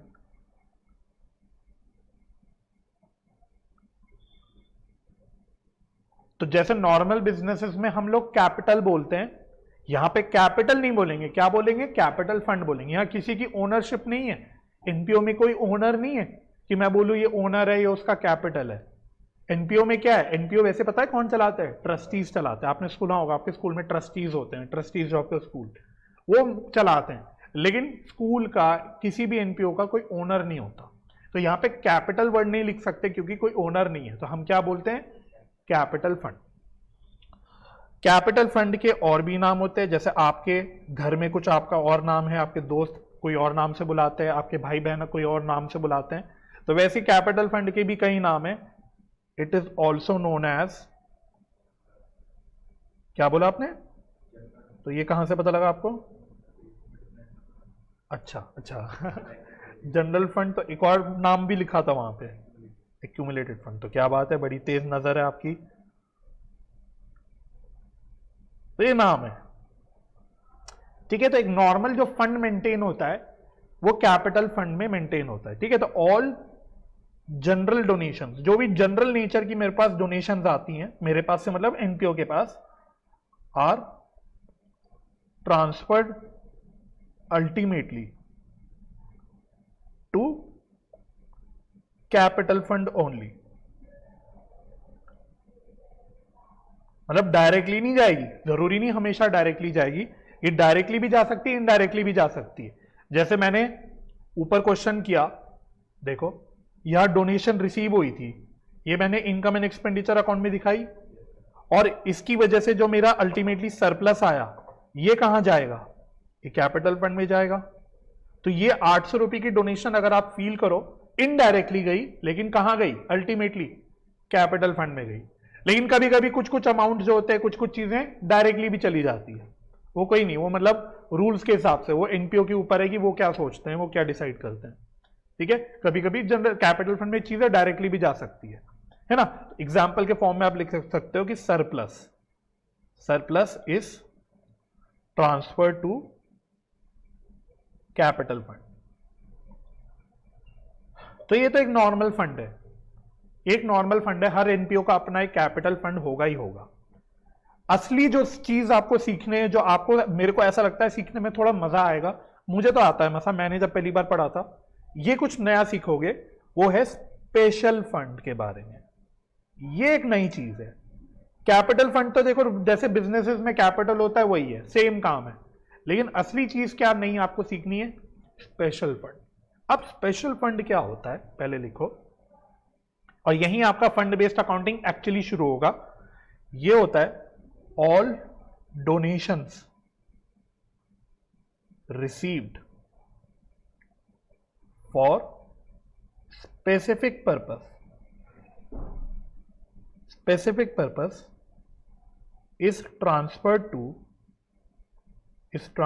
to special fund directly, that is not to income and expenditure account।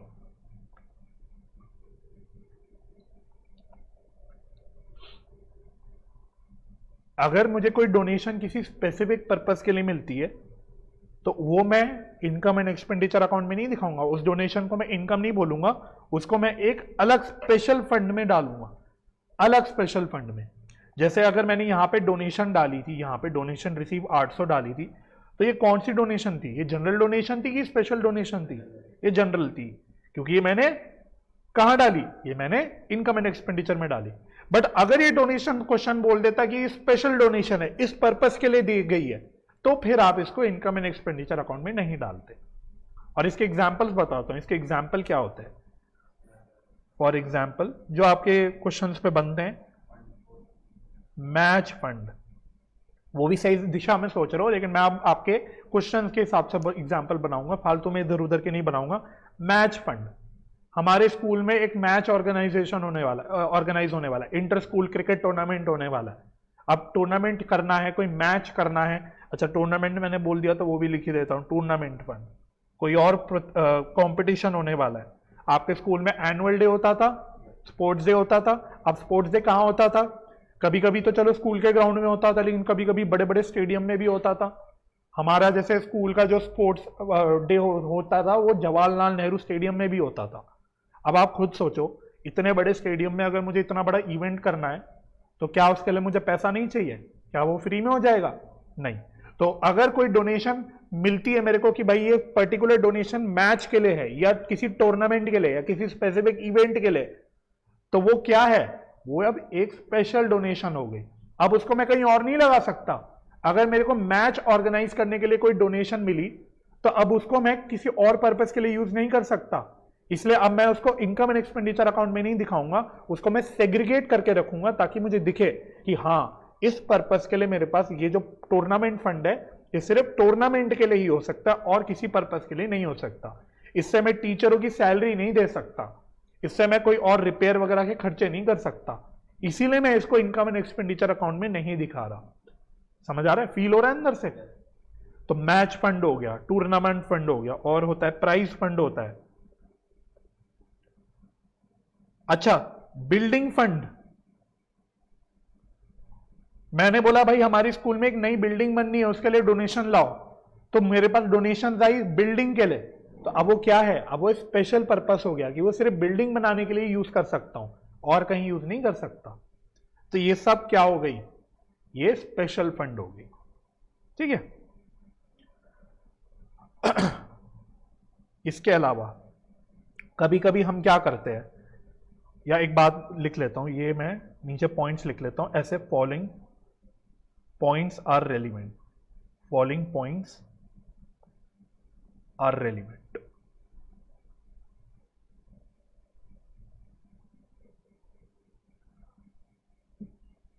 any expense incurred out of special fund is deducted directly from special fund only.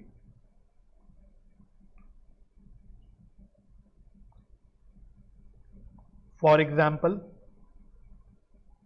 Match expenses अगर है, match conduct करा मैंने, expenses करे, उसके लिए मेरे पास match fund पड़ा हुआ था, तो अब वो मैच एक्सपेंसेस को क्या मैं खर्चे की तरह दिखाऊंगा इनकम एंड एक्सपेंडिचर में? नहीं, इसको मैं डायरेक्टली क्या कर दूंगा, विल बी डायरेक्टली डिडक्टेड। अभी एग्जाम्पल्स से दिखाऊंगा, ठीक है, टेंशन मत लेना। From match fund, directly deducted from match fund. Similarly,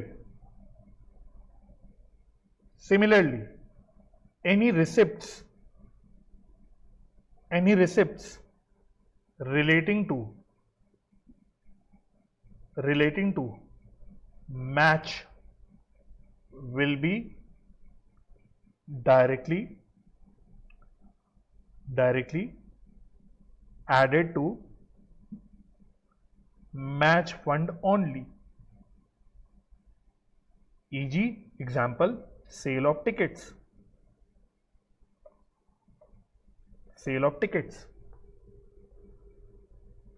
ठीक है।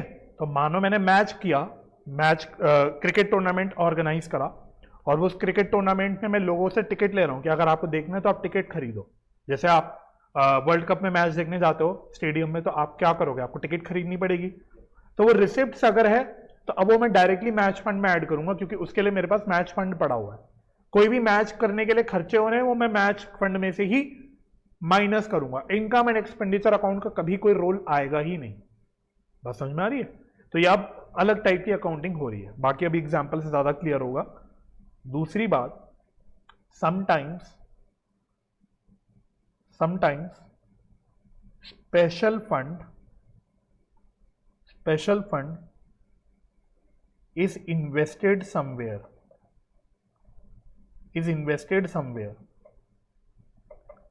in such a case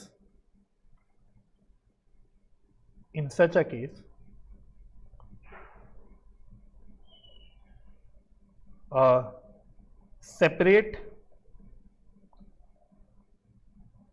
special fund investment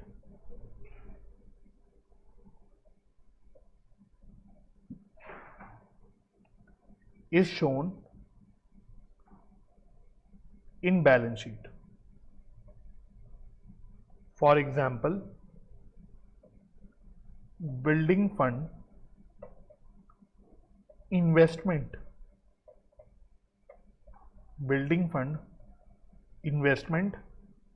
will be shown separately on asset side of balance sheet.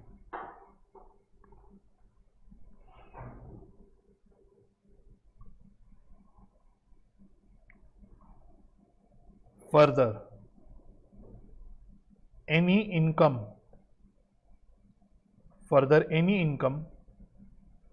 from such investments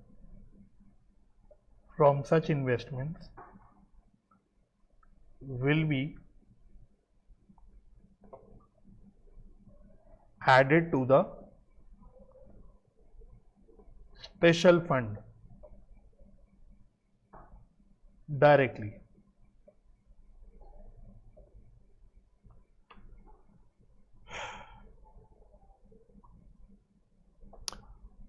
मैं बहुत सारे अभी एग्जाम्पल्स कराऊंगा, इस सब पॉइंट्स आपको दिख जाएंगे। ठीक है, अभी बस ऐसे ही थोड़ा ओरली कॉन्सेप्चुअली बता रहा हूं, फिर एग्जाम्पल्स भी आपको करके दिखाऊंगा। मानो मेरे पास बिल्डिंग फंड के लिए डोनेशंस मिली। अब मैंने बोला यार मेरे को बिल्डिंग बनाने में भी टाइम है, ऐसा नहीं कि मैं कल के कल ही बिल्डिंग बनाना शुरू करूंगा, मैं अगले साल शुरू करूंगा। अब मेरे पास बिल्डिंग फंड में पैसा आइडल पड़ा हुआ है फालतू में, तो कभी कभी मैं क्या करता हूं, यार पैसा आइडल पड़े रहने से अच्छा मैं इसको कहीं अलग इन्वेस्ट करके छोड़ दूं, उससे कुछ एक्स्ट्रा इनकम ही आ जाएगी। तो अगर मैं किसी भी ऐसे स्पेशल फंड को अलग से इन्वेस्ट कर देता हूं तो उसको हम लोग फिर अलग से दिखाते हैं। इन्वेस्टमेंट को हम नॉर्मली एज इन्वेस्टमेंट अकाउंट के अंदर दिखाते हैं, लेकिन अगर कोई स्पेशल फंड की इन्वेस्टमेंट है तो उसको मैं अलग इन्वेस्टमेंट की तरह दिखाऊंगा, स्पेशल फंड इन्वेस्टमेंट के नाम से। जैसे मैंने बोला अगर बिल्डिंग फंड मैंने इन्वेस्ट कर दिया तो मेरा अब बैलेंस शीट में बिल्डिंग फंड तो आ ही रहा होगा और साथ साथ एक बिल्डिंग फंड इन्वेस्टमेंट भी आ रहा होगा, वो सेपरेटली मुझे दिखेगा। अब उस इन्वेस्टमेंट में मैंने कोई इनकम कमाई, मानो इनकम भी तो कमा सकता हूं, मैंने कहीं एफडी में लगा दिए, मैंने बॉन्ड्स खरीद लिए, तो मानो उसमें मैंने इंटरेस्ट कमाया। अब इंटरेस्ट ऑन इन्वेस्टमेंट को वैसे आप क्या करते हो, वैसे तो आप उसको नॉर्मल इनकम मानते हो, तो वैसे तो आप उसको इनकम एंड एक्सपेंडिचर अकाउंट में दिखाओगे, लेकिन क्योंकि ये इनकम स्पेशल फंड इन्वेस्टमेंट से आ रही है तो उस इनकम को मैं इनकम एंड एक्सपेंडिचर अकाउंट में नहीं दिखाऊंगा, उसको मैं स्पेशल फंड के अंदर डायरेक्टली ऐड कर दूंगा। ठीक है, समझ आ गया? तो बाकी एग्जांपल से अभी दिख जाएगा थोड़ी देर में। हाँ, आप ऐसा समझ सकते हो कि भाई पैसा पड़ा है मेरे पास, 1 करोड़ रुपए का बिल्डिंग फंड है, मैंने बोला एक साल में 1 करोड़ के बदले 10 लाख रुपए एक्स्ट्रा आ जाएंगे, तो 10 लाख से मेरा फंड ही बढ़ जाएगा। तो बिल्कुल सही सोच रहे हो। हाँ, वो भी मैं बताऊंगा, स्पेशल फंड कम पड़ेगा तो क्या होगा, समझ आ गया? अच्छा, तीसरा पॉइंट, तो चलो आपने छेड़ दी बात तो वही लिख देते हैं। If there is any shortfall in fund then such shortfall is treated as expense in income and expenditure account, है ना। मतलब आपने बोला for example sir match fund तो मेरे पास पड़ा हुआ था 10 लाख रुपए का, लेकिन मैच कंडक्ट करने के जो एक्सपेंसेस हो गए वो 12 लाख के हो गए। तो अब 12 लाख में से 10 लाख रुपए तो मैं फंड में से यूज कर सकता हूं, लेकिन अब जो शॉर्टफॉल हो गया 2 लाख रुपए का, उसका क्या होगा, यही पूछ रहे थे क्या, यही सोच रहे थे ना। हाँ, तो अब इस शॉर्टफॉल का क्या होगा, अब हम पता है क्या बोलेंगे, अब हम बोलेंगे यार ये 2 लाख रुपए मैच फंड में से तो नहीं निकल पाए, मैच फंड से 10 लाख रुपए ही निकले, तो ये 2 लाख रुपए अब मैं अपने जनरल फंड में से निकालूंगा, और जनरल फंड में से जो भी खर्चा होता है वो सारा खर्चा मैं इनकम एंड एक्सपेंडिचर अकाउंट में दिखाता हूं। यानी इन सिंपल वर्ड्स इसको अब मैं नॉर्मल खर्चे की तरह दिखाऊंगा, नॉर्मल एक्सपेंस की तरह। ठीक है, तो 10 लाख रुपए तो मेरे फंड में से कम हो गए, फंड मेरी जीरो हो गई, बैलेंस जो 2 लाख रुपए जो बच गए वो कहां से दिखाऊंगा, अब वो मैं नॉर्मली अपने खर्चे में मैच एक्सपेंसेस दिखाऊंगा। तो मैं आपको दिखाऊं, अभी हमने थोड़ी देर पहले बनाया था, तो देखो टूर्नामेंट एक्सपेंस डाला था 1000 रुपए का, है ना। तो अब मैं इसको ऐसे ही दिखा दूंगा बचे हुए 2 लाख रुपए को। तो ये पॉइंट भी हो गया। अभी चिंता मत करना, अभी एग्जांपल्स कराऊंगा ना तो आपको आसान भी लगेगा और आपको अच्छा भी लगेगा, कॉन्सेप्ट लॉजिकली अच्छा लगेगा। Fourth, treatment of asset fund, asset fund like building fund,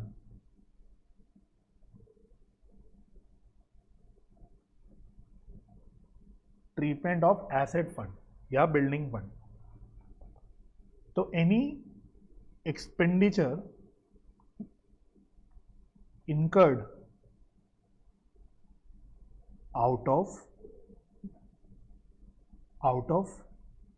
asset fund, any expenditure incurred out of asset fund is transferred from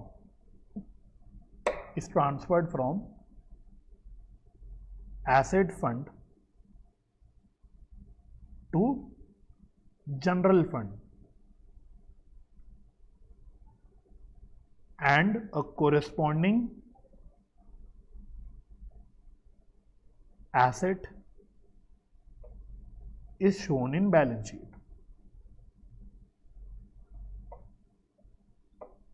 Is shown in balance sheet. बस लिखना, ज्यादा सोचना मत। जर्नल एंट्रीज क्या होंगी, अगर मैं जर्नल एंट्रीज के फॉर्म में लिखूं, जर्नल एंट्री जब मैं खर्चा करूंगा, सपोज मैंने बिल्डिंग बनानी शुरू करी, तो बिल्डिंग एक एसेट आ गया मेरे पास, लेकिन अभी वो पूरा बना नहीं, भाई एक बार में नहीं बन जाती, बिल्डिंग बनने में बहुत टाइम लगता है। तो building in progress account debit to, suppose मैंने बैंक से पेमेंट करी तो टू बैंक अकाउंट, लेकिन मेरे पास फंड पड़ा हुआ था बिल्डिंग फंड, अब मैं उस बिल्डिंग फंड को उठा के कहां ट्रांसफर कर दूंगा, जनरल फंड में। Building fund account debit to capital fund या जनरल फंड, जो भी बोलना चाहो, कैपिटल फंड या जनरल फंड।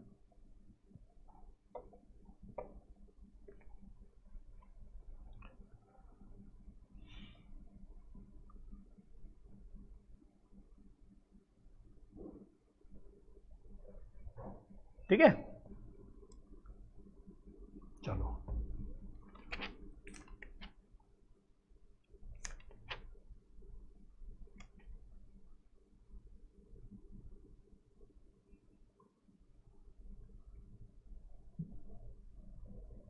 लिख ले यहां तक। चलो कुछ एग्जाम्पल्स करेंगे, उससे आपको कॉन्सेप्ट क्लियर हो जाएगा। एग्जाम्पल्स, एग्जाम्पल 1 लिख देता हूं। तो एग्जाम्पल 1 लिखो,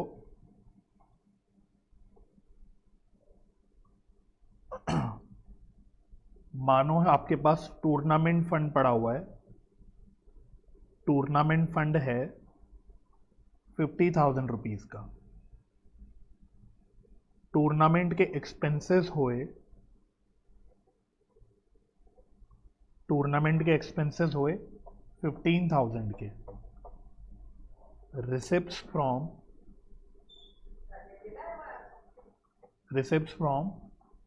सेल ऑफ, आधा घंटा और क्या, अच्छा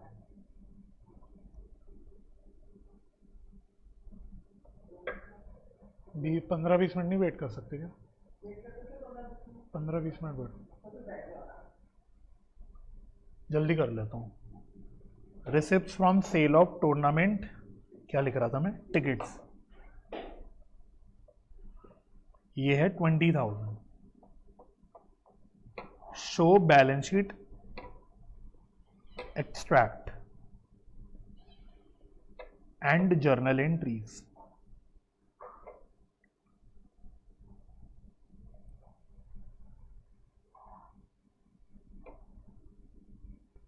अच्छा, ये जो मैं फंड बार बार बोल रहा हूं, तो फंड क्या होता है? लाइबिलिटी होती है, पता है आपको ये बात? जैसे कैपिटल फंड लाइबिलिटी होती है, स्पेशल फंड भी क्या होता है? लाइबिलिटी होती है। तो हाँ, जनरल फंड भी लाइबिलिटी है, जैसे कैपिटल फंड, जनरल फंड सब लाइबिलिटी है। तो देखो बैलेंस शीट कैसे बनेगी इसकी।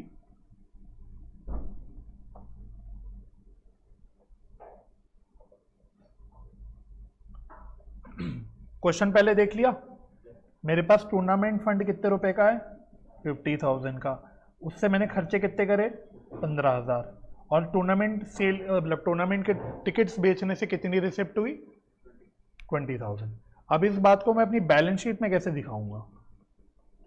तो टूर्नामेंट फंड बताओ कौन से साइड पे आ रहा होगा? लाइबिलिटी साइड पे।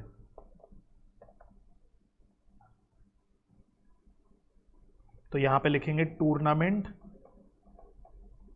फंड। तो टूर्नामेंट फंड था कितने का? 50,000 का। अब हमने कॉन्सेप्ट में क्या सीखा? अगर टूर्नामेंट से रिलेटेड कोई भी रिसिप्ट हुई, कोई भी मैंने इनकम कमाई, तो वो इनकम को डायरेक्टली क्या करते हैं? सीधा फंड में ऐड कर देते हैं। मान लेते कि हमारा फंड बढ़ गया, तो सेल ऑफ टिकट जो मैंने करी उससे मेरी क्या हो गई? फंड बढ़ गया मेरा। तो सेल मैंने करी 20,000 की। सिमिलरली टूर्नामेंट से रिलेटेड अगर मैंने कोई एक्सपेंस करा, तो इसका मैं क्या करूंगा? इसको मैं इसी फंड से डायरेक्टली माइनस करूंगा। तो टूर्नामेंट एक्सपेंस, तो कितने का एक्सपेंस करा? 15,000। तो अब मैं बोलूंगा मेरे फंड में कितना पैसा बच गया? 55,000 का। ठीक है। अगर मेरे पास टूर्नामेंट फंड मानो नहीं होता, अगर टूर्नामेंट फंड मेरे पास होता ही नहीं मानो, फिर क्या करता मैं? सेल ऑफ टिकट का और टूर्नामेंट एक्सपेंस का, फिर वो मैं मेरा नॉर्मल इनकम और नॉर्मल एक्सपेंस होता, फिर वो मेरा इनकम एंड एक्सपेंडिचर अकाउंट में चला जाता। समझ आ रही है? तो अगर मेरे पास स्पेशल फंड है तो फिर मेरे को ये काम करना है। अगर नहीं है फिर तो क्या, हमने ऊपर वाले सवाल में भी टूर्नामेंट एक्सपेंस दिखाया तो था, वहां थोड़ी मैंने ये सब बताया था, यहां तो मैंने सीधा यहां दिखा दिया था, देखो टूर्नामेंट एक्सपेंस, राइट। तो यहां क्योंकि मेरे पास कोई फंड नहीं था, अगर फंड नहीं है तो फिर normally income and expenditure account में दिखाएंगे। अगर फंड है तो फिर आप क्या करोगे? फिर आप ये वाला कारनामा करोगे। अच्छा, इसी बात की जर्नल एंट्री भी कभी कभी आपको बनानी पड़ जाती है या पूछी जा सकती है, आपको पता होनी चाहिए। तो जर्नल एंट्री क्या होगी? सेल ऑफ टिकट की, सेल ऑफ टिकट की। तो टिकट सेल करी तो या तो मुझे कैश मिला होगा या बैंक में पैसा आया होगा, तो कैश या bank account debit. To credit किसको करूंगा? सीधा मैं इसको टूर्नामेंट फंड में क्रेडिट कर दूंगा। मैं अपना टूर्नामेंट फंड बढ़ा रहा हूं तो मैं सीधा क्या करूंगा? टूर्नामेंट फंड में इसे क्रेडिट कर दूंगा। तो बढ़ गया ना, देखो जर्नल एंट्री में भी बढ़ रहा है, लाइबिलिटी बढ़ा दी मैंने अपनी, फंड बढ़ा दिया, तो टूर्नामेंट फंड अकाउंट में क्रेडिट कर दिया। सिमिलरली टूर्नामेंट एक्सपेंसेस, इसका क्या करूंगा? बिल्कुल सही। तो मैं बोलूंगा tournament fund account debit to cash है बैंक अकाउंट। तो कितने का एक्सपेंस किया था हमने? 15।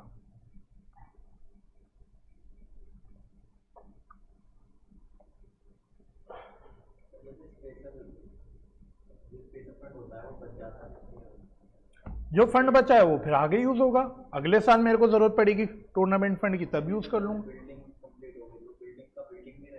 हाँ, तो बिल्डिंग जब कंप्लीट हो गई तो उसी के लिए यहाँ लिखवाया, उसको उठा के कैपिटल फंड। आऊंगा एग्जाम्पल पे आऊंगा, चिंता मत करो, अभी एग्जाम्पल करेंगे इसका भी, बस लिखवाया अभी तो मैंने ज्यादा कुछ करा नहीं है।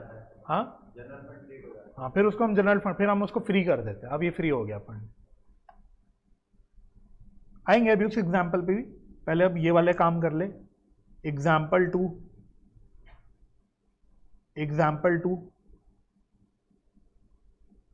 चलो मैच फंड ले लेते हैं। मैच फंड में पैसा पड़ा है 10,000 रुपए का। मैच फंड में पैसा पड़ा है 10,000 रुपए का। डोनेशन फॉर मैच, डोनेशन मुझे मिली 15,000 की। मैच एक्सपेंसेस हो गए मानो 32,000 के। Show treatment in final accounts.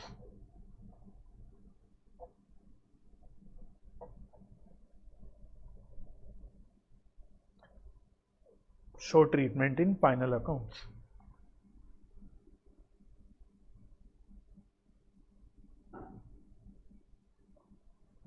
ठीक है, चलो तो पहले तो ऊपर जैसे मैंने काम किया वो करो, बैलेंस शीट बनाओ एक छोटी सी। इसी बात को बैलेंस शीट में पहले प्रेजेंट करो, सब समझ आ जाएगा। जर्नल एंट्री भी करके दिखाऊंगा मैं।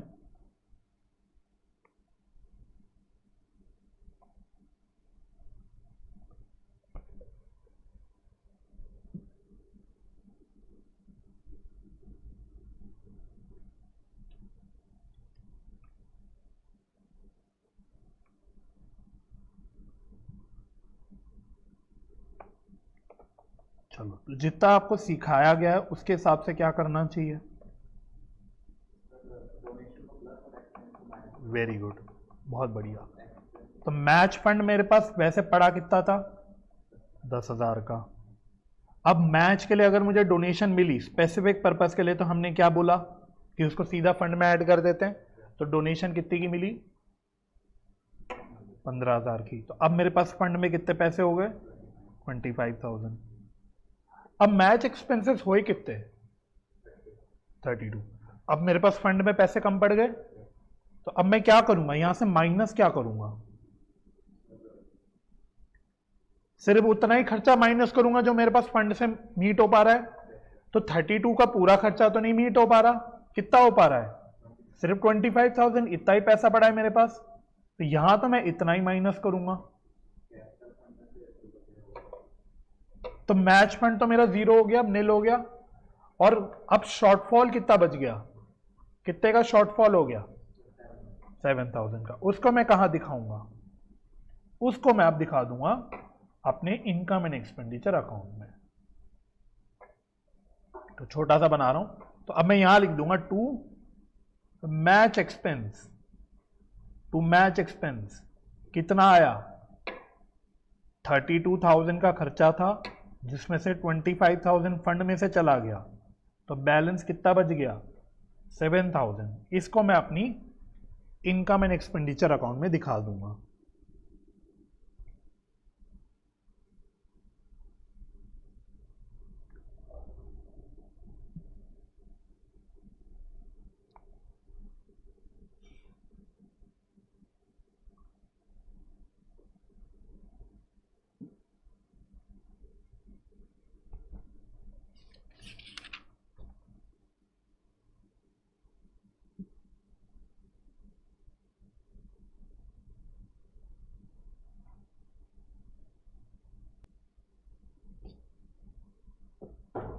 समझ आ गया? ठीक है, एक एग्जाम्पल और लिखो, एग्जाम्पल 3। अच्छा नहीं, इसकी जर्नल एंट्री, जर्नल एंट्री, अरे हाँ जर्नल एंट्री। तो जर्नल एंट्री क्या क्या होगी बताओ? तो एक ही एंट्री होगी इसमें तो, या चलो दो हो जाएगी। पहले डोनेशन की करो, डोनेशन की क्या एंट्री होगी?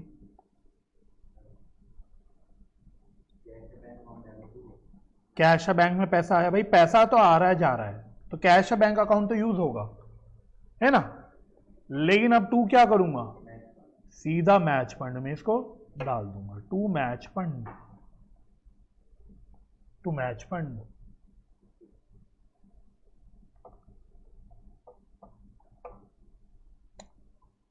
अब खर्चे के लिए क्या एंट्री करूंगा, एक्सपेंस के लिए?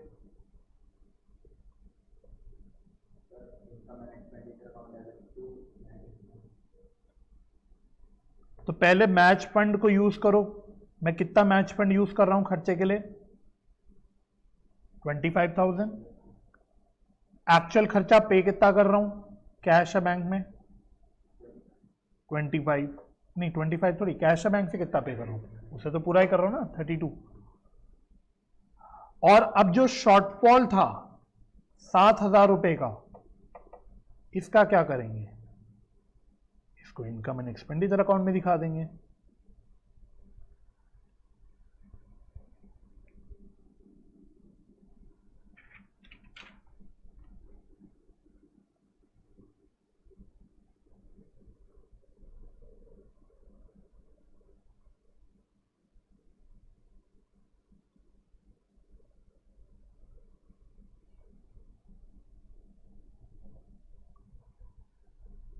समझ आ गया? ठीक है, तो आज लास्ट एग्जाम्पल करते हैं और कंटिन्यू करूंगा लास्ट अगली क्लास में, चिंता मत करना। एग्जाम्पल नंबर 3 कॉन्सेप्चुअली यही है क्या, किस में, इस चैप्टर में? नहीं नहीं, अभी और है इस चैप्टर में, तो अभी और है, ज्यादा नहीं, छोटे छोटे ही हैं। एग्जाम्पल 3 लिखो, how will the following dealt with while preparing final accounts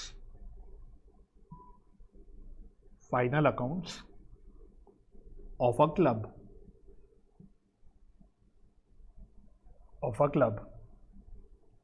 तो कुछ चीज़ें बता रहा हूँ मैं आपको, पर्टिकुलर्स, कुछ चीज़ें डेबिट है, कुछ चीज़ें क्रेडिट है। चलो आप ही बताओगे, मैच फंड किसके नीचे लिखूं, डेबिट के नीचे कि क्रेडिट के नीचे?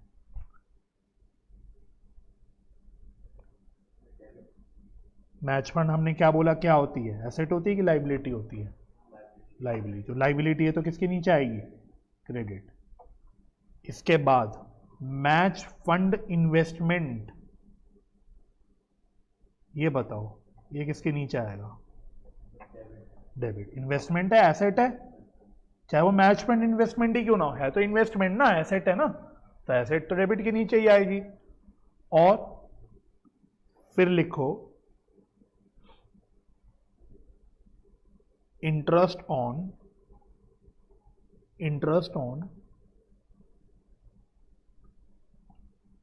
Match fund investment. चलो, interest on match fund investment, ये किसके नीचे आएगा, क्रेडिट। तो समझ गए अब आप, ये है 2880। फिर लिखो मैच एक्सपेंसेस,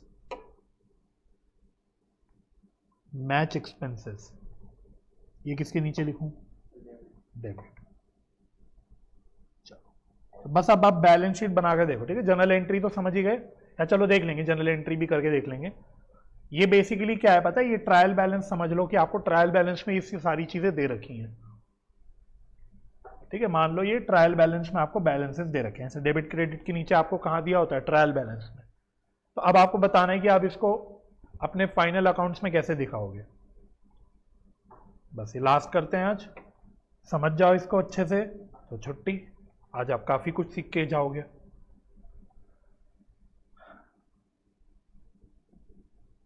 मुझे एग्जाम्पल्स इसलिए इधर उधर से देख के बनाने पड़ रहे हैं, लिखने पड़ रहे हैं, क्योंकि आपकी किताब में कॉन्सेप्ट डिस्कस्ड है बट नो एग्जाम्पल, एग्जाम्पल दिया ही नहीं है, कोई क्वेश्चन नहीं दिया। बिना क्वेश्चन के ये सारी चीजें समझना मुश्किल है। ओरली मैंने कोशिश करी, लिखवा भी दिया, लेकिन आपको नहीं समझ आया। जब आप कर रहे हो तब ज्यादा अच्छे से समझ आएगा, है ना। तो बैलेंस शीट बना के देखो नॉर्मल सी, इसको आप कैसे कैसे दिखाओगे।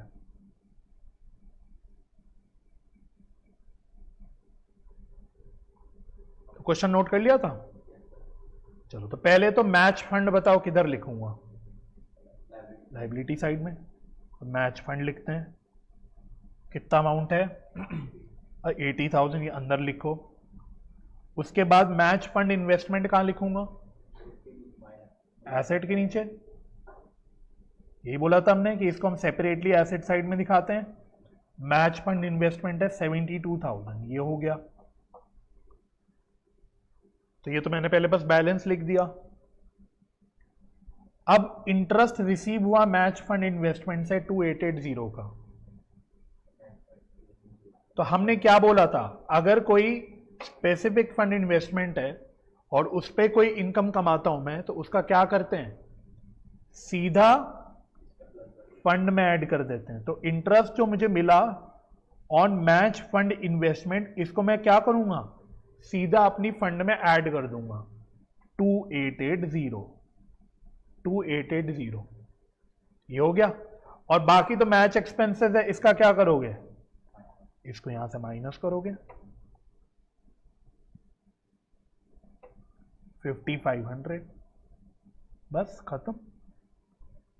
तो मैच फंड इन्वेस्टमेंट की तो और कुछ था ही नहीं, मुझे लगा कुछ और ना डालूं या ना डालूं, बट छोड़ो, ये तो बस एज इट इज 72,000 आ जाएगा। इसको तो बाहर ही लिख दो।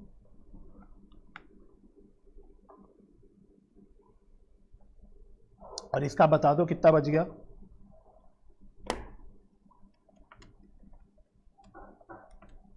ये बच गया 77,380।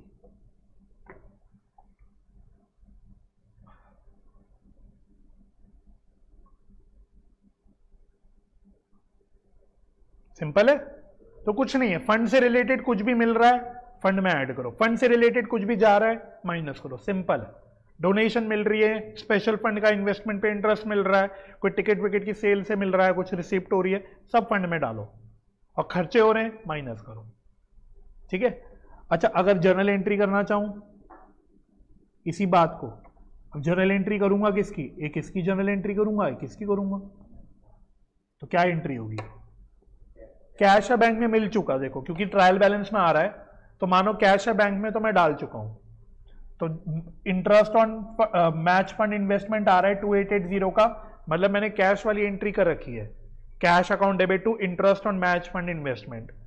अब इसको ट्रांसफर कैसे करूंगा, चलो लिख देता हूं, ये एंट्री हो चुकी है, cash account debit to interest on match fund investment. ये मैं ऐसी करके दिखा रहा हूं, बट ये टेक्निकली हो चुकी है इस क्वेश्चन में, नहीं तो ये ट्रायल बैलेंस में आ नहीं रहा होता, ये ट्रायल बैलेंस में आ रहा है, इसका मतलब ये हो चुकी है।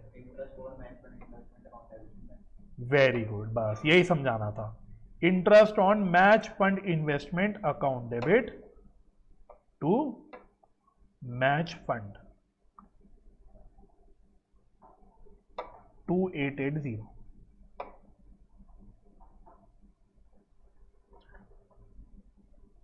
इसी तरह से मैच एक्सपेंसेस कितने थे, 5500 के, तो मैच एक्सपेंसेस की वैसे टेक्निकली एंट्री हो चुकी है, पता है क्या एंट्री हुई होगी, match expenses account debit to cash. क्यों कह रहा हूं ये एंट्री हुई होगी, क्योंकि ये इस तरह से मुझे ट्रायल बैलेंस में दे रखा है, इसलिए मुझे समझ आ रहा है ना। तो कह रहे हैं ना, accounting is a language of business, ये लैंग्वेज है, मेरे से बोल रही है कि मैं ये एंट्री हो कर चुकी हूं, राइट। तो ये मैं एंट्री ऑलरेडी कर चुका हूं, मेरे को क्या एंट्री करनी है, नहीं, तो मैं हाईलाइट कर देता हूं, ये वाली एंट्री मैं कर रहा हूं, ये वाली ये एंट्री मैंने करी, और ये वाली एंट्री भी अब मैं कर रहा हूं खुद से, तो क्या एंट्री होगी बताओ, very good, match fund account debit to match expenses. बस इसी को बोलते हैं फंड बेस्ड अकाउंटिंग, और कुछ नहीं है।